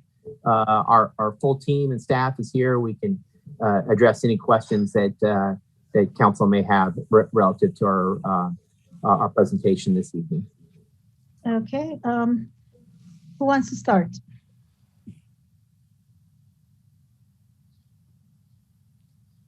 Okay, such enthusiastic crowd, I suggest that we hold subcommittee meetings in the small room at Veterans Hall. I feel it's higher ceilings and more open. I am working to see if we can use the Veterans Hall for a cooling station.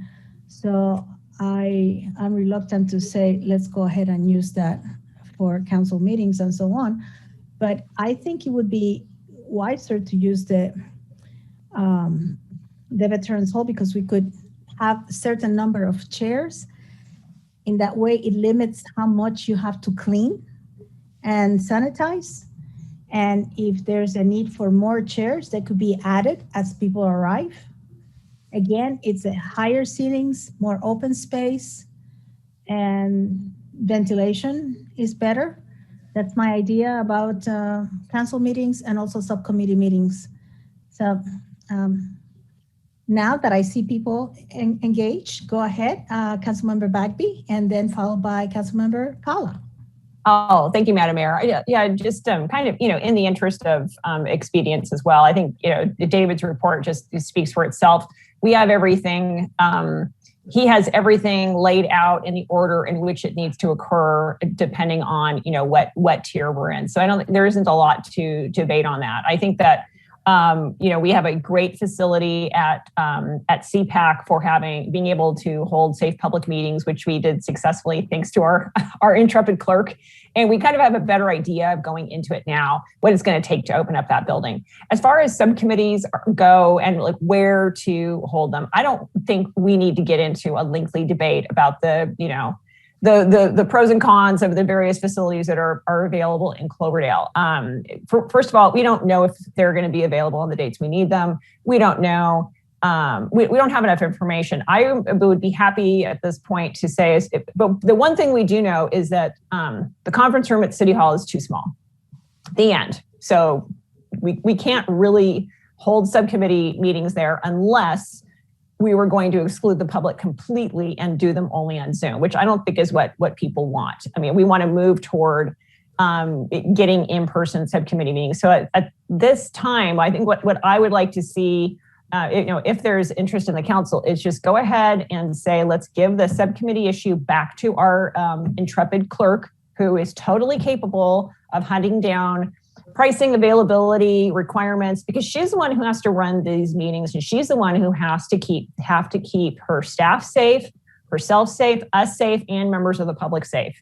And she's much more qualified to do that. And I would prefer to have her come back with a recommendation for us that this is the best option for subcommittees. And it may be a mixture of buildings just because of availability. But I just don't have any interest in debating an issue like this without all of the information. I'm happy to get a report back from the clerk and make the decision at a later meeting.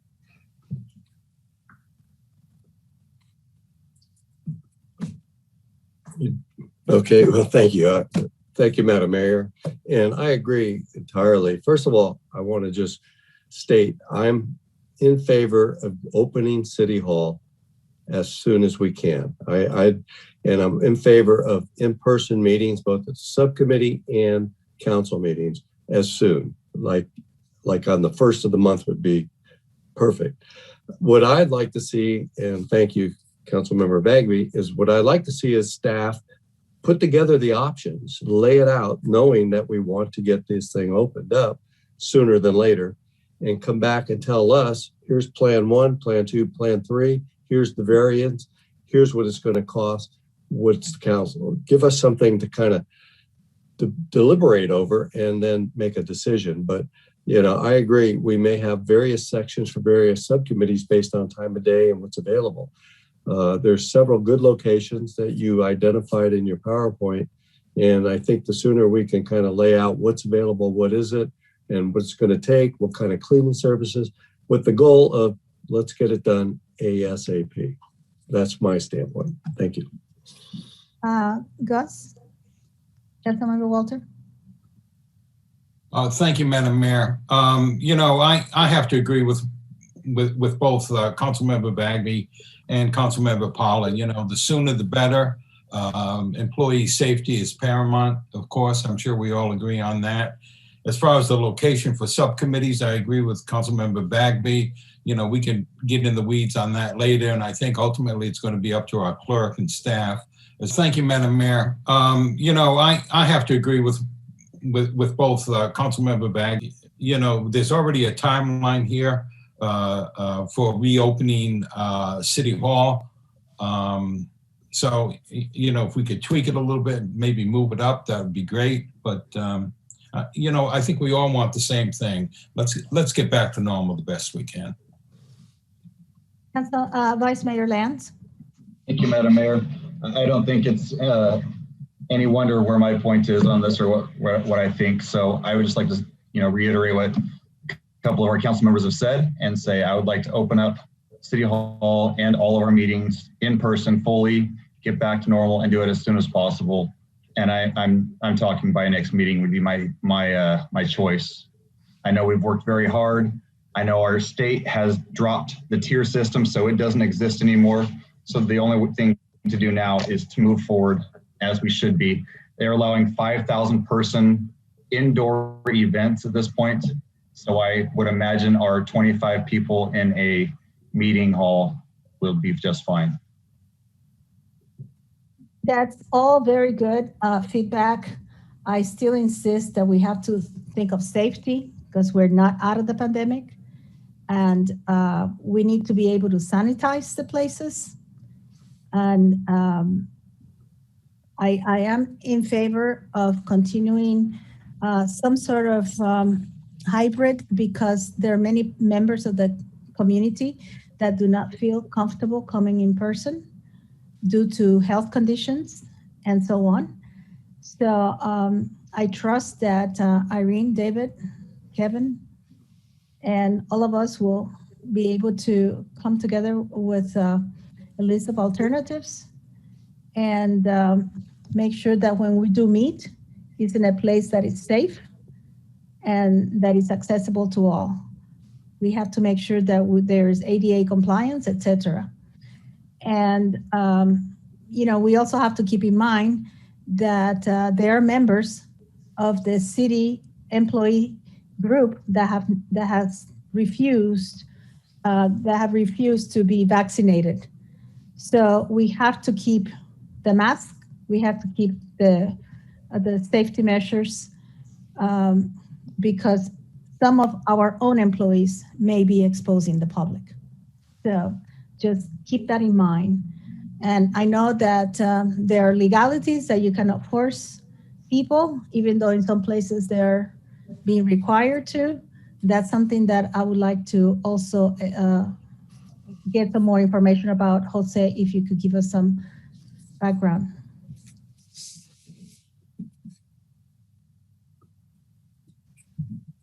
So we will look into that, Mayor. I know that places, I even saw a store, read an article today that San Francisco is thinking about also requiring employees.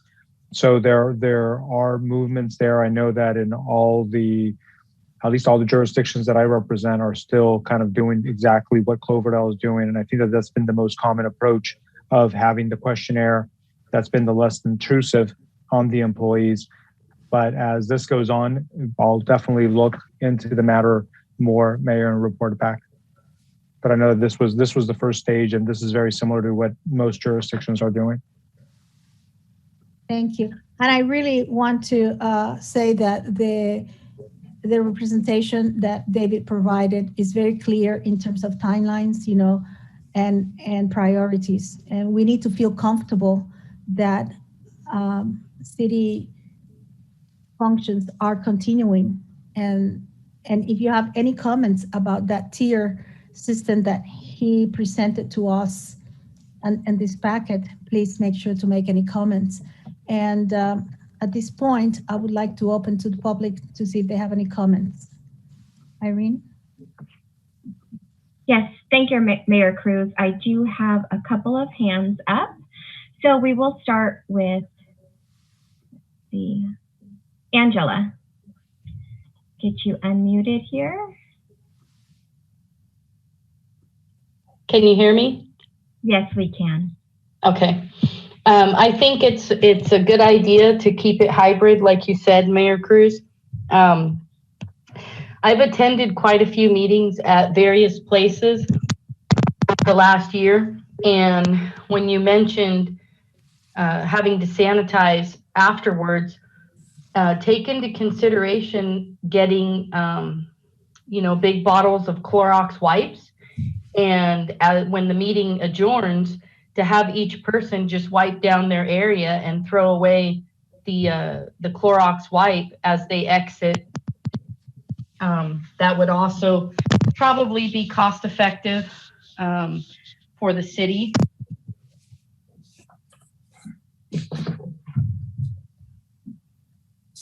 By helping guys afterwards.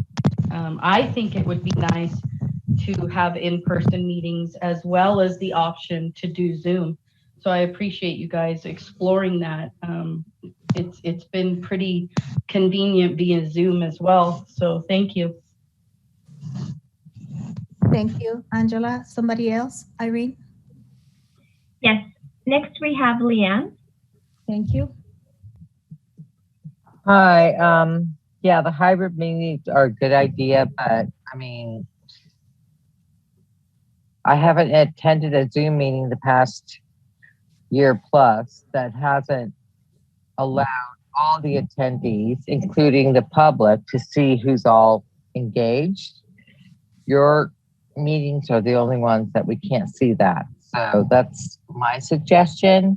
Also, I have chosen not to be vaccinated only because I have successfully not gotten COVID-19, and I take care of my mother, who's 86 years old, because we are careful. So do not insult the public by, saying that unvaccinated people aren't careful, because we are very careful. And just open it up to the public to come, and then let us do Zoom meetings, but let us see who's attending. What are you afraid of? I mean, even the Board of Supervisors meetings, we can see who's there. There's something wrong when you're hiding stuff. I'm just saying.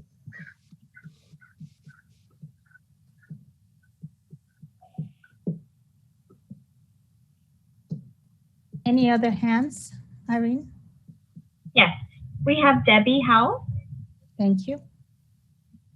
Good evening, everyone. Can you hear me? Yes, we can, Debbie. I believe maybe Jose can find out this for sure for the city council, but it's my understanding that because the vaccines are authorized under emergency use authorization, we can't mandate vaccinating our staff. We highly recommend it, but we can't. Debbie, we can't hear you very well. Could you get closer to the microphone, please? Can you hear me better now? It's just very low, Debbie. I think what I heard is you were asking. I'm sorry. Okay. There you go.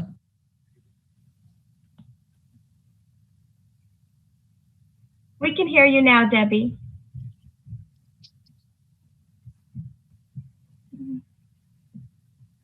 Debbie, we lost you. I'm sorry. Can you guys hear me?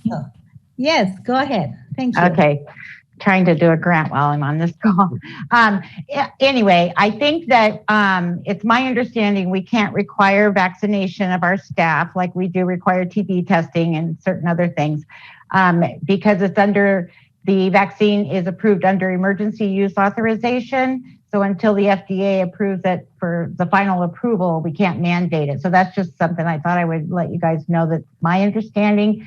Jose may have a better grip on what we can require as employers, but that's the path that we're following. Thank you, Debbie. Any other hands? Yes, we have Eric Sander. Thank you.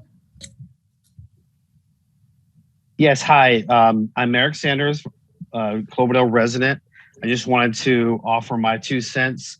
I'm a huge fan of the hybrid meeting operation due to the fact that it seems to allow more public participation and it seems to allow more access to the public who may be on the move.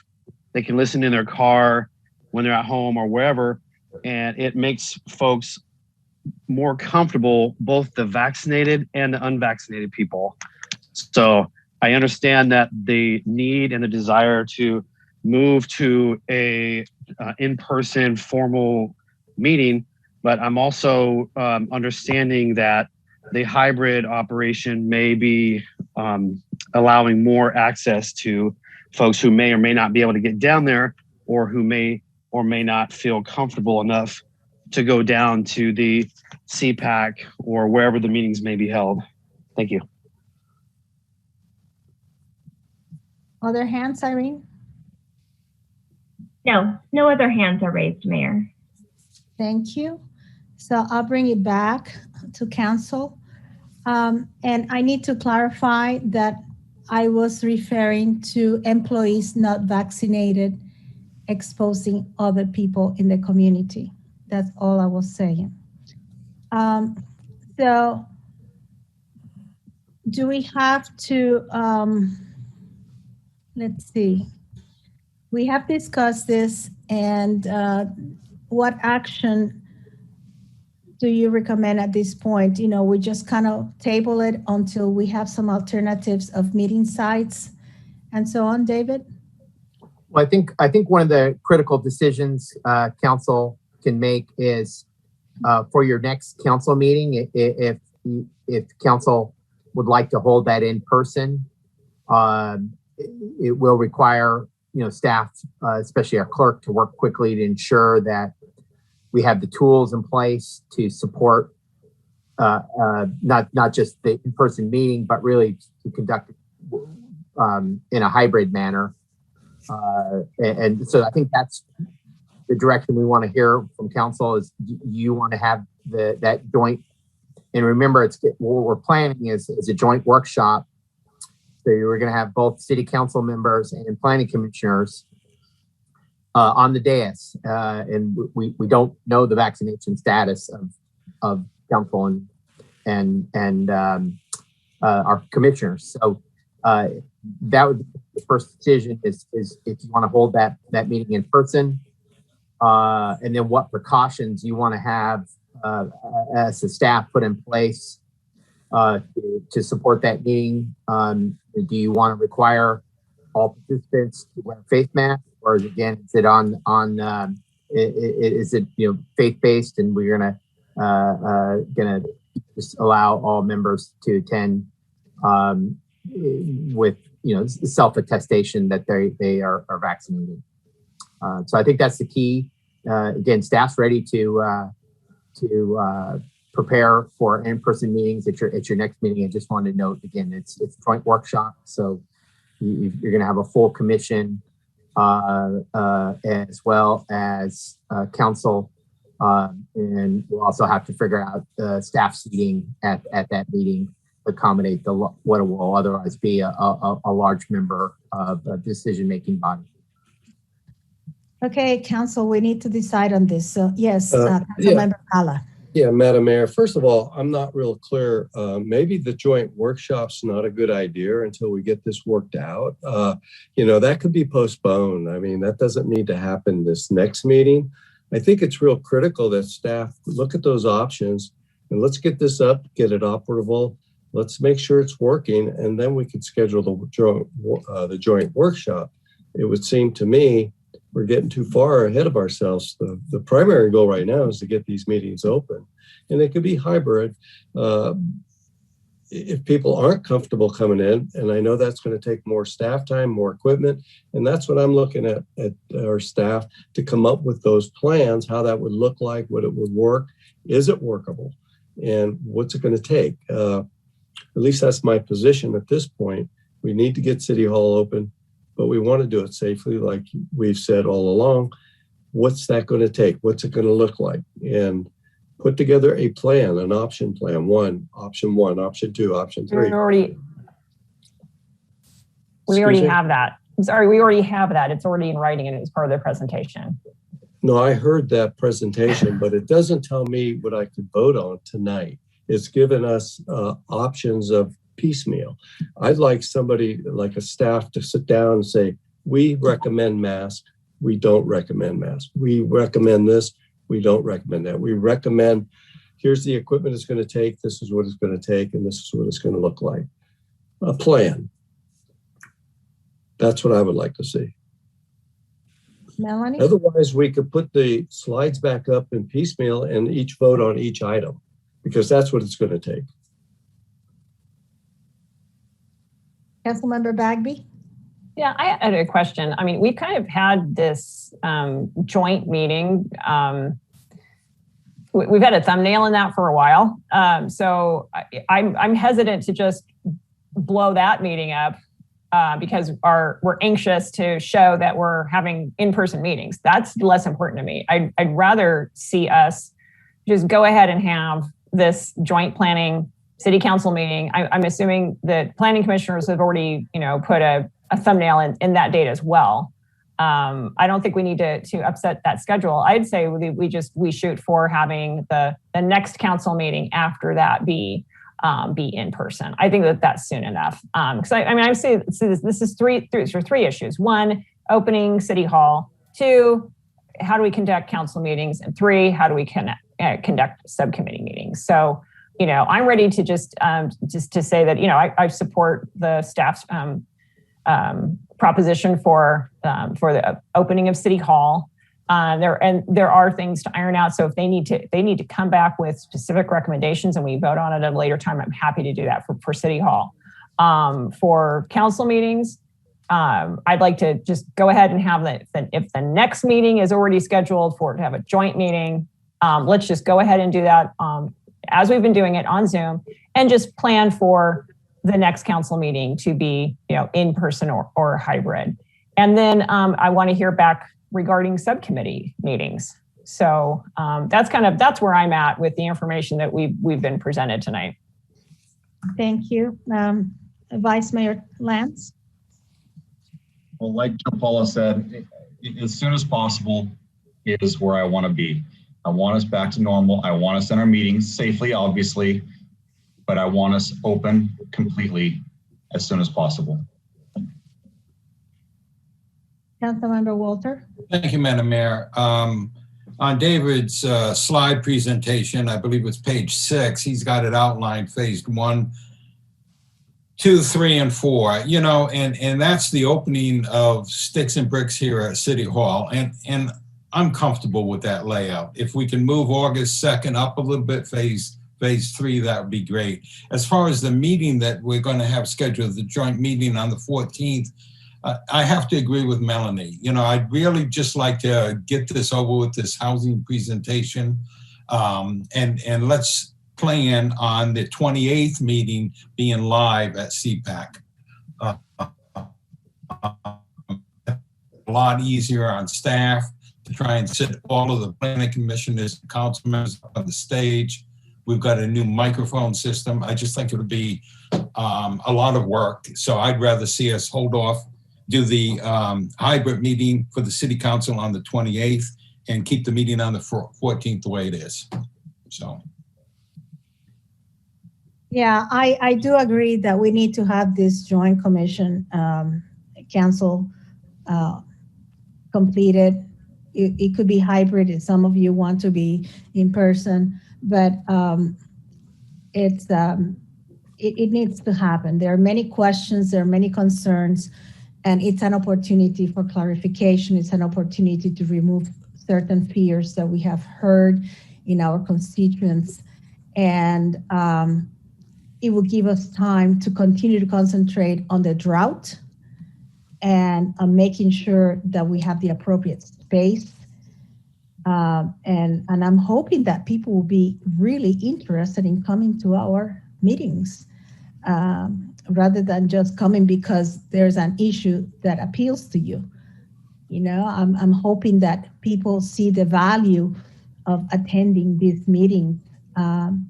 It's been incredibly fruitful during the pandemic because of people's participation. Councilmember Lands. Madam Mayor, I just had one quick question for David Kelly. On your phased openings, phase 2, you set the hours for 1 to 5. What is the thought process behind the 1 to 5 versus 9 to 5? Sure, it's a great question, Councilmember, Vice Mayor. So really, what it is it's enabling us to conduct the transition both safely and efficiently. And let me explain. Right now, we have City Hall clean on Tuesdays, Thursdays. So it's transitioning a little bit of time between what we do now and then to start the 4 days a week. We've seen a change in terms of internally how we conduct our business as staff. For instance, we're doing all hands-on meetings for our drought response. It's our water emergency response team, and with City Hall being open, it's challenging for us to be able to meet in that kind of a venue, again, because of space limitations and staffing requirements. So it's part of it's enabling us to try to rearrange those meeting dates and times that are going to now work once we're all back in the same location. So it's just it's really about 2 weeks away. So we're just trying to figure out how to transition again as quickly as we can, and move from where we are now 2 days a week to 4 days a week to complete reopening. So it's just a phased approach to get us back to full reopening as we transition from doing all these meetings virtually to coming back, and now we're all going to be doing it in person. Again, some of us are vaccinated, some of us aren't, and so it gives us a little bit of time frame to be able to accomplish how we're going to do that while we're continuing to roll out this process of addressing these emergency temporary standards with COVID. So that's really the functionality of it. I mean, we as staff, any member of the community that has come and said, we want to meet with you, we've worked to accommodate them in those times when City Hall is not open. So, I should have maybe noted that, by appointment, really all of this, I think, does is limit just kind of it's a little more scheduled. And again, that enables us staff to work productively. It's something I didn't really touch on during this presentation that we've really seen, I think, improve during this closure is the productivity and the amount of work we were able to complete has gone up. But we recognize that that means that we're not accessible 100% of the time. And we're seeing that in a number of the other cities. They're transitioning to more like office, certain hours and by appointment. And that's to just, again, allow us to try to focus on getting the work done that is so vital to the community and council, and it's no way reflective of us not trying to be there for public service. And I appreciate that response, and I don't mean this in a rude way, so please don't take it that, but that's exactly who you're alienating, is your community, by doing it that way, in my opinion. And so I understand that it is a phased approach and that it's something you're trying to ease into, but at the same time, we've had approximately 16 months to be making these plans and things along the way. And coming from the school district side, we started the plan the first day the kids were off and just kept moving forward. And that's why our school district was prepared to open the very first day possible, was because as things rolled out, it would say you needed these air purifiers, you needed to have these in place for cleaning. They were done at that time. And so to me now, we should be ready to open, or should have been ready to open a month ago. And at this point, we're behind the 8 ball, and we're saying, okay, now I've got the list for 18 months. I better get started on that. And that's how it sounds to me. And that's how I would be afraid that it would sound to our community and our public, and that they're going to look at this as we're not behind them anymore. And so I would push to show that we are the leaders of our community, and we're going to do what's best for them, and we're going to do it as fast as possible. I would like to interject here to the council and to the community, for them to understand that this is not a school. We're not running a school. We're running a city, and there are very many requirements that the state and the county has upon us that is not planned. You know, the supervisor, excuse me, Vice Mayor, the supervisors can put something on us. The state and the federal government can put things on us, and we need to be able to comply with that within timelines. And this is something that is ongoing, the same way that if we have to drop everything to write a grant like the one that David had to write, where he had to drop a whole day of work just to complete a grant, then that has to be picked up the next day. And you know, there are very many unforeseen situations. If we have an emergency with trees, or we have an emergency with water, those things take priority. And it doesn't matter how much we have planned or what is in order, that has to be addressed. Councilmember Bagby, please. Thanks, Madam Chair. Yeah, I just wanted to point out that the draft date on this is March 29th, and it's been being worked on for months. We've seen it in Finance, Admin, and Police Subcommittee, and we by no means have been waiting until the last minute. But I actually really want to applaud David and the staff, because basically they didn't start, they didn't waste time on work where they didn't have the information to do an effective job. And so I just really want to commend the staff for putting together a really comprehensive, well thought out plan. And I wanted to, comment on some of the observations that David had regarding what's called deep work. We all want to be open and we all want to be accessible to the public. But the fact is that, in the last year, we've learned a lot in this pandemic. When you're just completely focused on being a front-facing organization, a lot of times you just, by default, end up in reaction mode. And what the pandemic, as awful as it has been for all of us and for what we've all gone through, it's taught us some really important lessons that, much of the corporate world has already learned and adapted. And that is that work from home, remote work, contract work, that's here to stay. And in many ways, being able to have those designated hours where you're doing uninterrupted work, like writing a grant, like doing strategic planning, like doing mentoring. When you have those times set aside where you can't just be interrupted constantly by people coming into, or calling, that's really valuable. And I think that we need to take, that's a very valuable lesson, and we need to take that to heart to improve the productivity of, let's face it, a really tight staff. I mean, we have so little extra headcount. We have so little margin for error. We need to take these lessons about improved productivity and we need to put them into practice. I've been advocating for years that we're not just open for, people coming in regarding, planning or permits. It's like, we need to have implemented an online appointment system for years.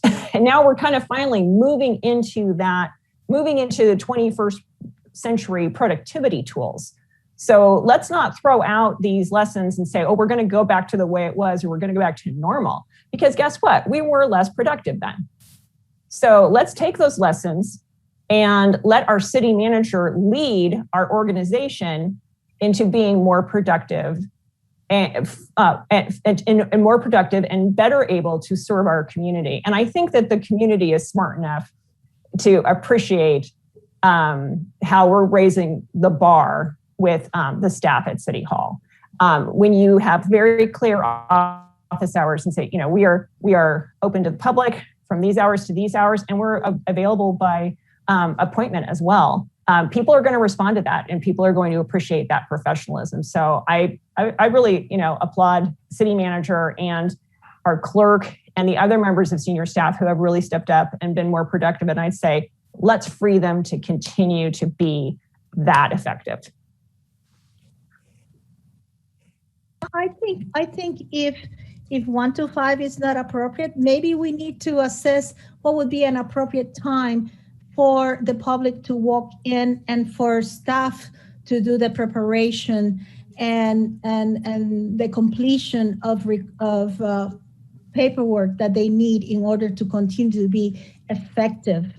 There are so many loose ends at this moment because of the pandemic, and there are so many more solutions that we need to seek to support our community, especially when it comes to water bills, to saving water, to be able to meet in person, to work with our homeless and with our health system or lack of here in Cloverdale. So we really need to continue to put all these things together, and we need to be supportive of one another in our own initiatives as council members, and equally to the staff that is working very hard behind the scenes, answering emails to constituents that have very valid points, as well as allowing them to have a moment to breathe.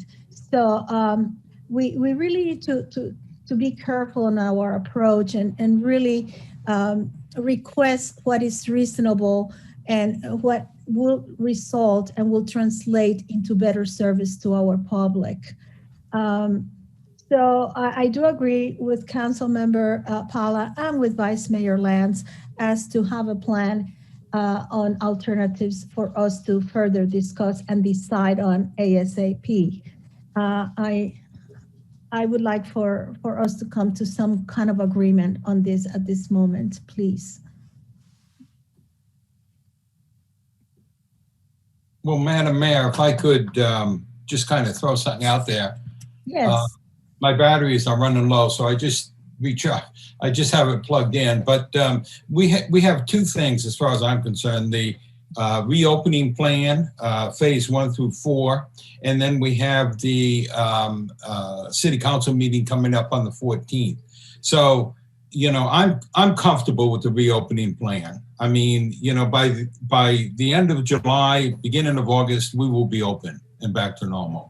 And then as far as the city council meeting, I think we should continue to have a joint meeting planned. And then the last meeting in July, we should go ahead and be ready to do a hybrid. Myself personally, I now, on Tuesday mornings, if there's a supervisor's meeting, I have my coffee in the morning in the garage and I'm on the supervisor's Zoom meeting. And I really think that we need to continue with Zoom. We need to continue that because a lot of people, you can see them in the audience right now. I think we have 18. We could have a meeting at CPAC and we'd be lucky to have 2. So when do you want to start it? And I'm set for the last meeting in July. So that's my recommendation. I'd like to support that, Madam Mayor. Councilmember Paula and Vice Mayor Lance. Thank you, Madam Mayor. Yeah, I could support that. I would prefer it to be sooner, but certainly as long as we have a date lined out and it's going to work, I would just encourage staff when they come up with the plan, if it does deviate from the date because of some unexpected obstacles that they run into, that they do keep us in that conversation. So I'm comfortable with that. Yes. Yes. Vice Mayor Lance. A set date is made. I appreciate that, and I look forward to opening. So thank you for your hard work.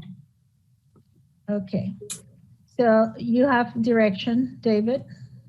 We do, Madam Mayor, and thank you for your discussion. I think you've given us clear direction, and we understand that we want to get open too. We're just, and I wish we had made more progress.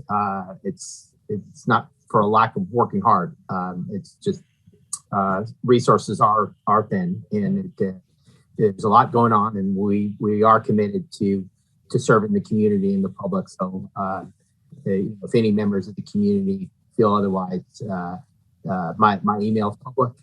Please call me, and I'll be more than happy to address it directly and address any loss of service that they may have experienced. But with that said, we appreciate council's feedback. I think council's direction is clear, and we'll work on identifying some locations for subcommittee meetings that we have to consult with, obviously, the organizations about the availability and depending on the outcome of that discussion, bring it back to council if needed. But we heard council loud and clear, and we've got adequate direction. So thank you. Very well. We already opened this to the public. So let's go ahead with our subcommittee items. Melanie, would you please provide some background information on the Finance, Administration, and Police meeting? Well, I've been flying solo, but I hopefully haven't gotten us into too much trouble. Anybody have any questions or any comments from the city manager? I've been there with you. Yeah. Unless there are any questions. I'm looking forward to not being at the next meeting. Okay. All right. So we pretty much have an update on COVID opening and recovery plans. Planning and sustainability. Melanie? Can you tell me when we next meet? Sorry. August 17th. There we go. Okay. And Public Works? Madam Mayor, our next meeting is scheduled for July 27th, and the time will be determined, but I believe it's 3 o'clock. Is that correct, Councilmember Paula? Or did we decide on 2? 2 o'clock, I believe. 2 o'clock. Okay. Thank you. And I would like to hear from Vice Mayor Lance, because I was not able to meet with the joint city fire district. There really wasn't any new information. They talked about vegetation management and things along those lines, how we set up the money for it through our budget. Jason Jenkins, the fire chief, was working on some other money that he had to help with the fire vegetation management. But that was about it. It was a quick meeting. It was probably about 20 minutes long. And so they had nothing new, so we moved forward. The next meeting is scheduled for October 11th at 5:30. Now, may I ask, wasn't it in the agenda something about safety and parking within some cul-de-sacs in the community? Was that in the agenda, David? It was, Mayor, and Chief Jenkins addressed the matter of, I think it's red curb enforcement, Vice Mayor. But the thing is that it is not necessarily a red curb enforcement. It is when there are these cul-de-sacs and people park in front of the apartments, there's no room for a truck to come by or even an ambulance in case of emergency. That was the big concern about that particular item. what he was saying is a lot of that he doesn't have the authority to do anything, so he takes it up as they occur. If there's issues and they see things, they go and make contact with the property owners or the people involved that have the cars there. We discussed one of the specified areas we talked about was off of like Moonlight Circle area up in the Sunrise Hills, how they have the really long driveways with no turnarounds at the end of them. A lot of these places, he is saying that they're all private properties, so they really don't have anything jurisdictional that they can do. They said as long as he can reach out 100 to 150 feet, they're fine parking where they can park, but they will do what it takes to get in if necessary. Okay, this is an issue that I have observed throughout town, and it's an issue of safety and access. So I encourage the community to reach out to their neighbors if they see these situations, because it definitely is a hardship. In my particular community, you know, we have a person who's about 100 plus, and every time I see cars parked in the entry, I get totally frustrated.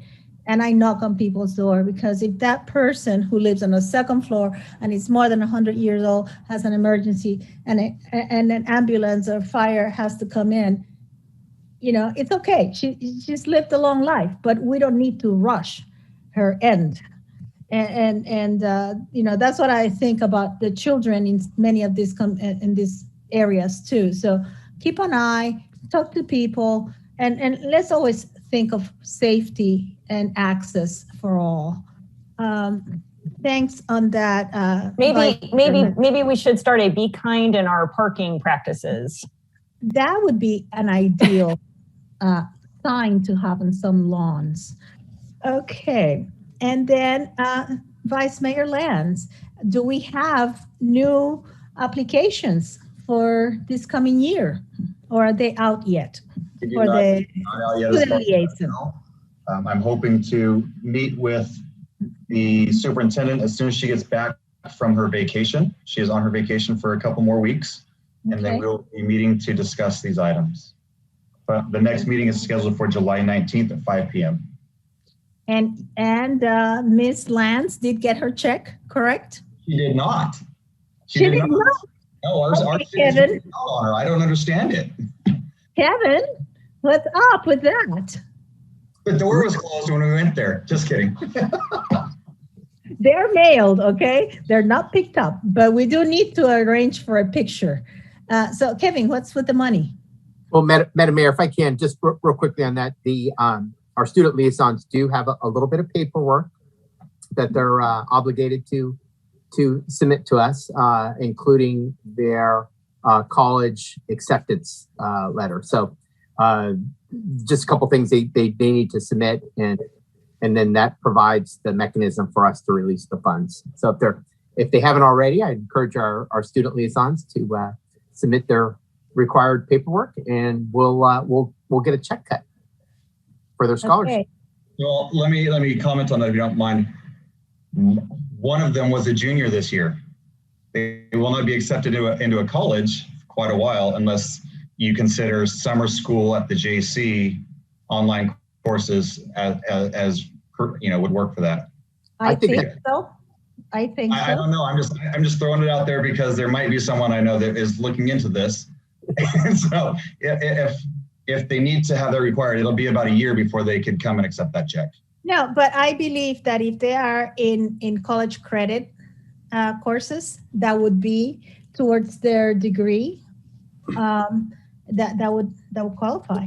And it is an item that perhaps needs to be discussed so that it could be included in the application, as well as what do you do after you finish your term in order for you to pick up your check.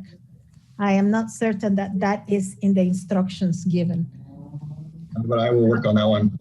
I'm pretty familiar with the parent and the child, so I'll have them make appointments with the city and the school district both to get it on the application.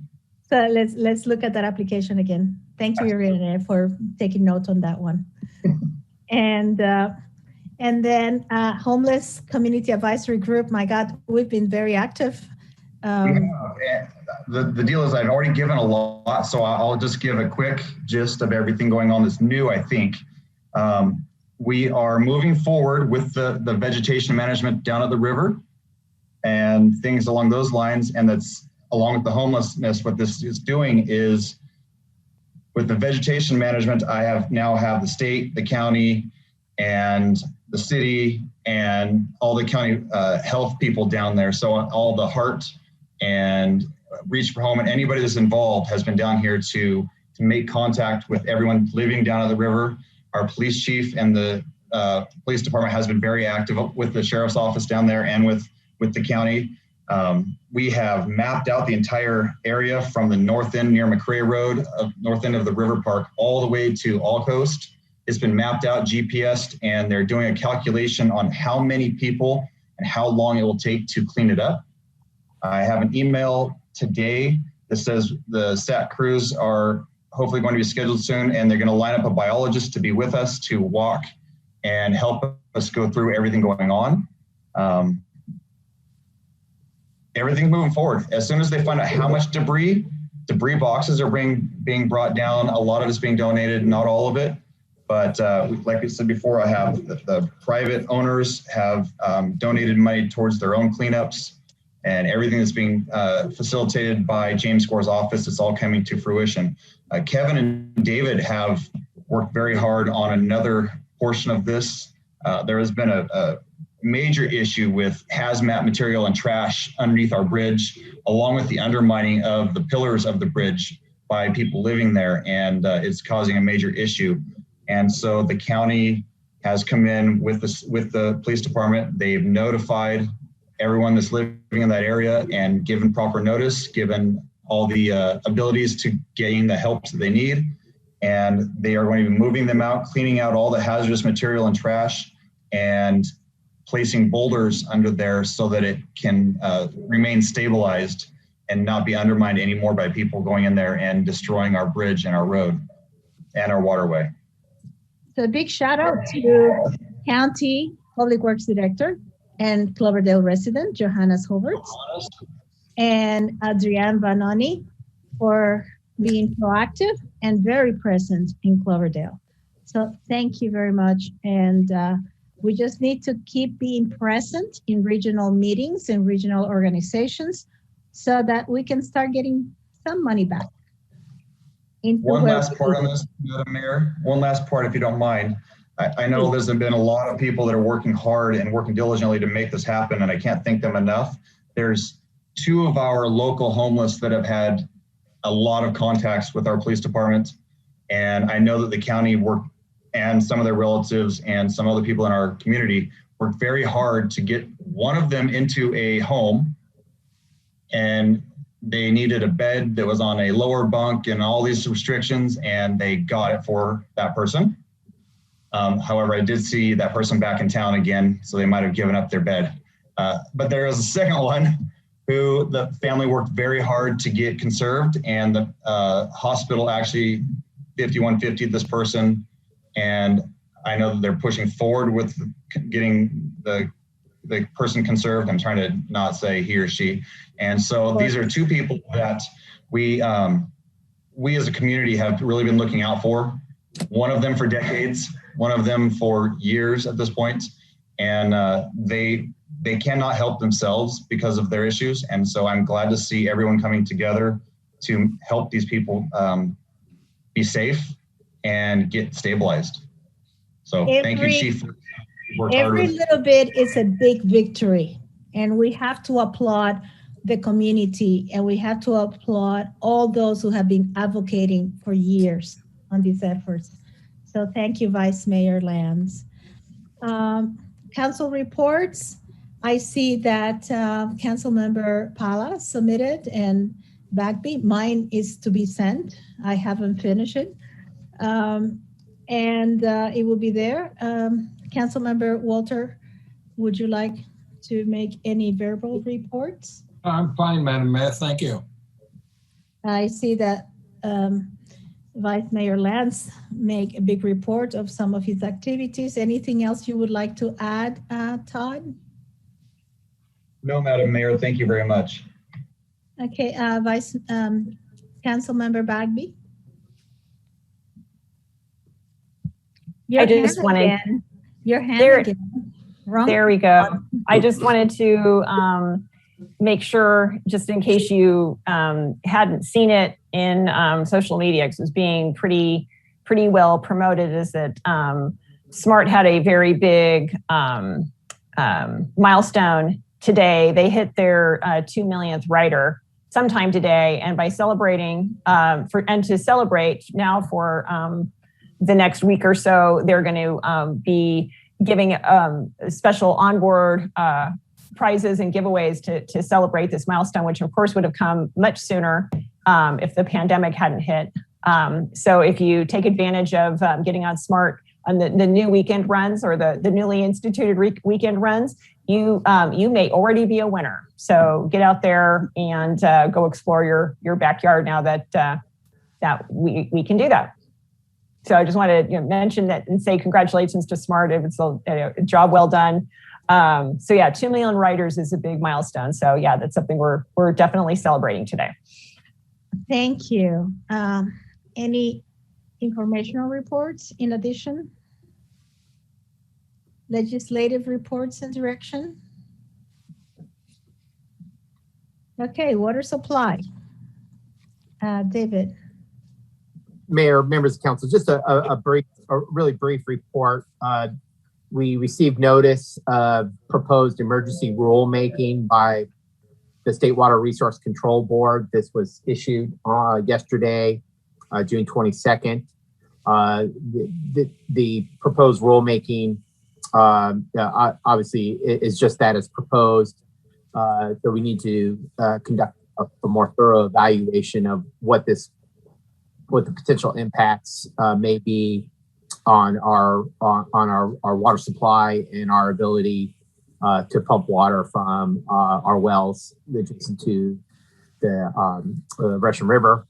So this is something that we'll be looking at very closely, and I'll be likely asking for Jose's assistance, Myers-Nave's assistance in evaluating this impact, this rulemaking, so that we're prepared to address.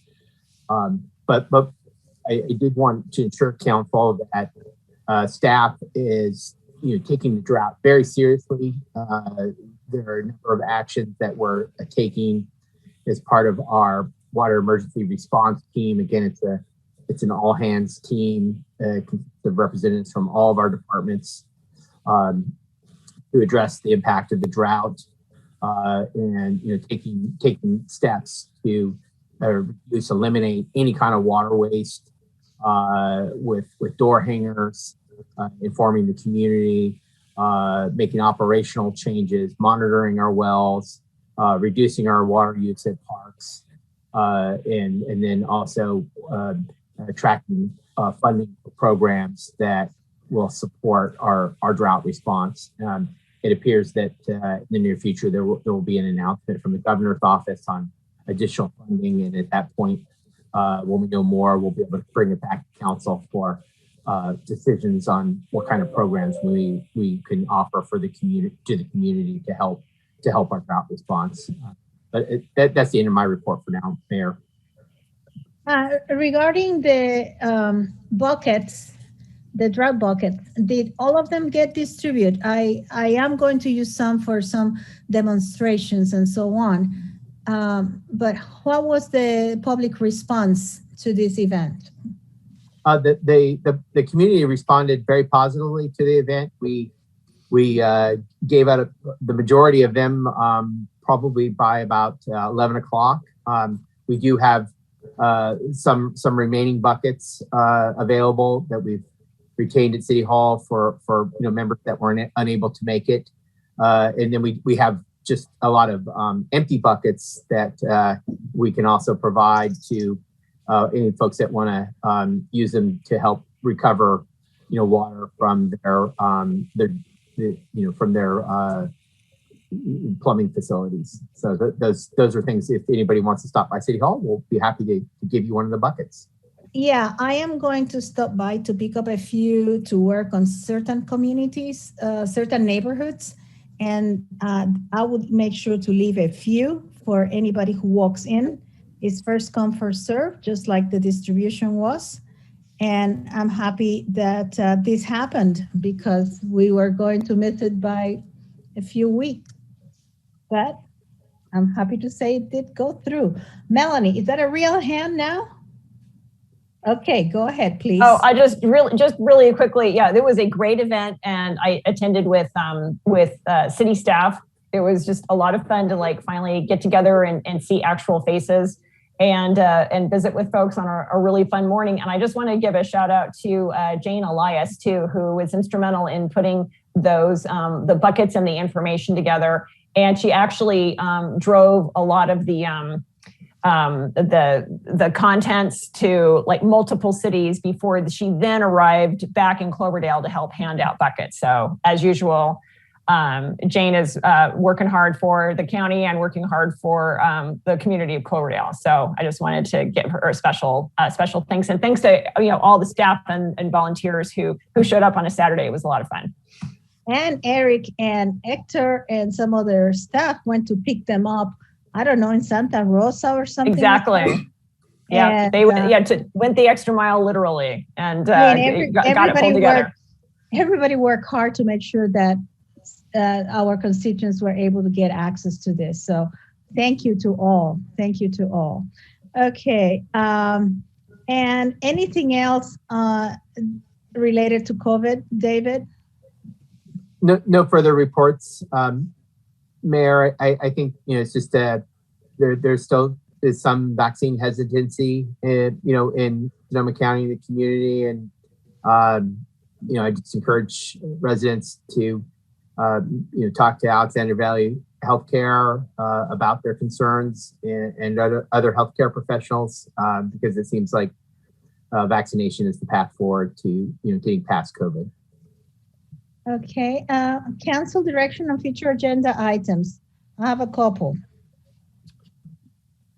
Mayor, I have a couple as well. Go ahead, Councilmember Paolo. Yeah, thank you, Madam Mayor. I'd like to ask that a couple things be put on the Finance, Police, Administration Subcommittee agenda. One being a proactive code enforcement program, so it can be discussed. The other thing I would like on there would be the best use for the federal funding relief and American Relief Plan funds that the city is going to hopefully receive. Just talk a little bit about that and get a conversation going, but some of the best use may be, so we can bring that back to the council as a point of information and get direction on that. And the third thing, and what I think is really an important thing, would be the team building session that we talked about. I think it's time, if it's on that agenda, we can kind of brainstorm, come up with what we think is the best plan, how that would work, what's going to be needed, where it should be, and come up with something that we can keep council appraised of as we move forward and see if we can get that thing in place. Because out of the outcome of that team building, I would see where we can actually update our governance manual at the conclusion of that, as well as talk a little bit about some of the other situations that we're currently dealing with. And the last thing is on the council city newsletter.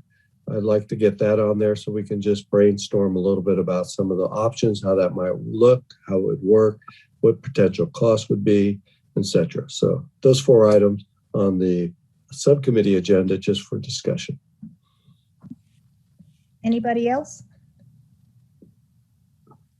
Okay, I am also very interested in the code enforcement, and particularly with Summer being here, I have mentioned one item in particular, which is the basketball hoops on the street and traffic safety and pedestrian safety.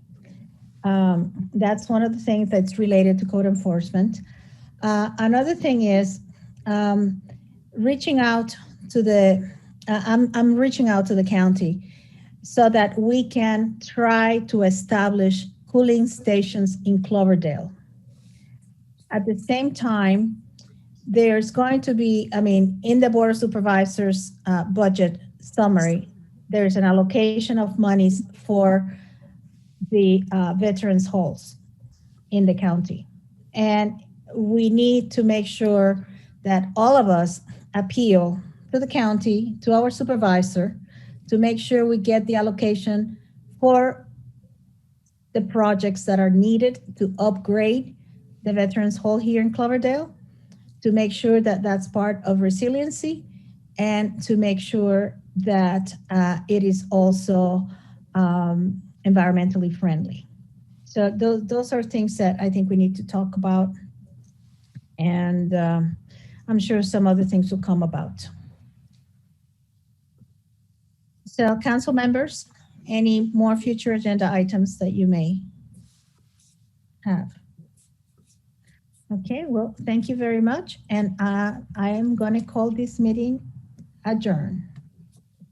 Thank you for your participation, and let's continue talking and meeting.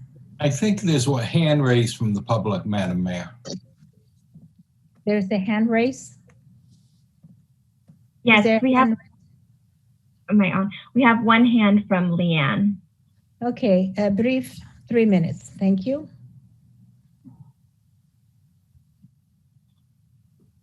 I do try to be brief, and thank you very much. I've had to. Hi. Yeah, I'm always brief, by the way, but thank you for Todd for giving us an update on our homeless citizens. I know exactly who you're talking about. I already knew this information, and I don't know. We're all in this. Hi. Yeah, I'm always brief, by the way, but thank you for Todd for giving us an update on our homeless citizens. I know exactly who you're talking about. I already knew this information, and I don't know. We're all in this. Hi.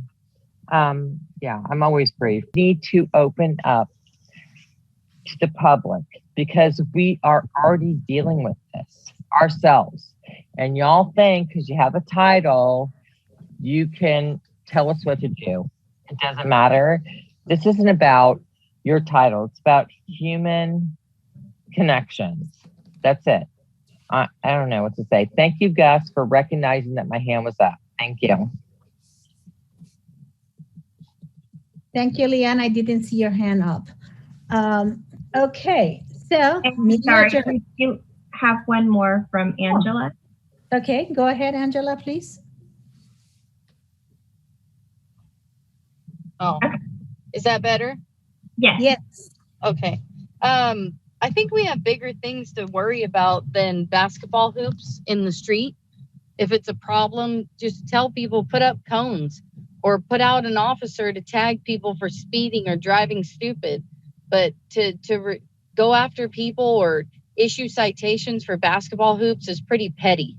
And I'd really hate to see our city police and our city council even agree on something as petty as that.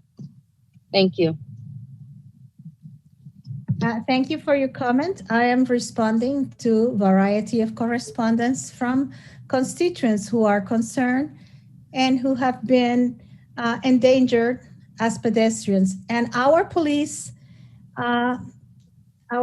department is led by a very proactive and positive chief where there's communication with the public before engaging in citations.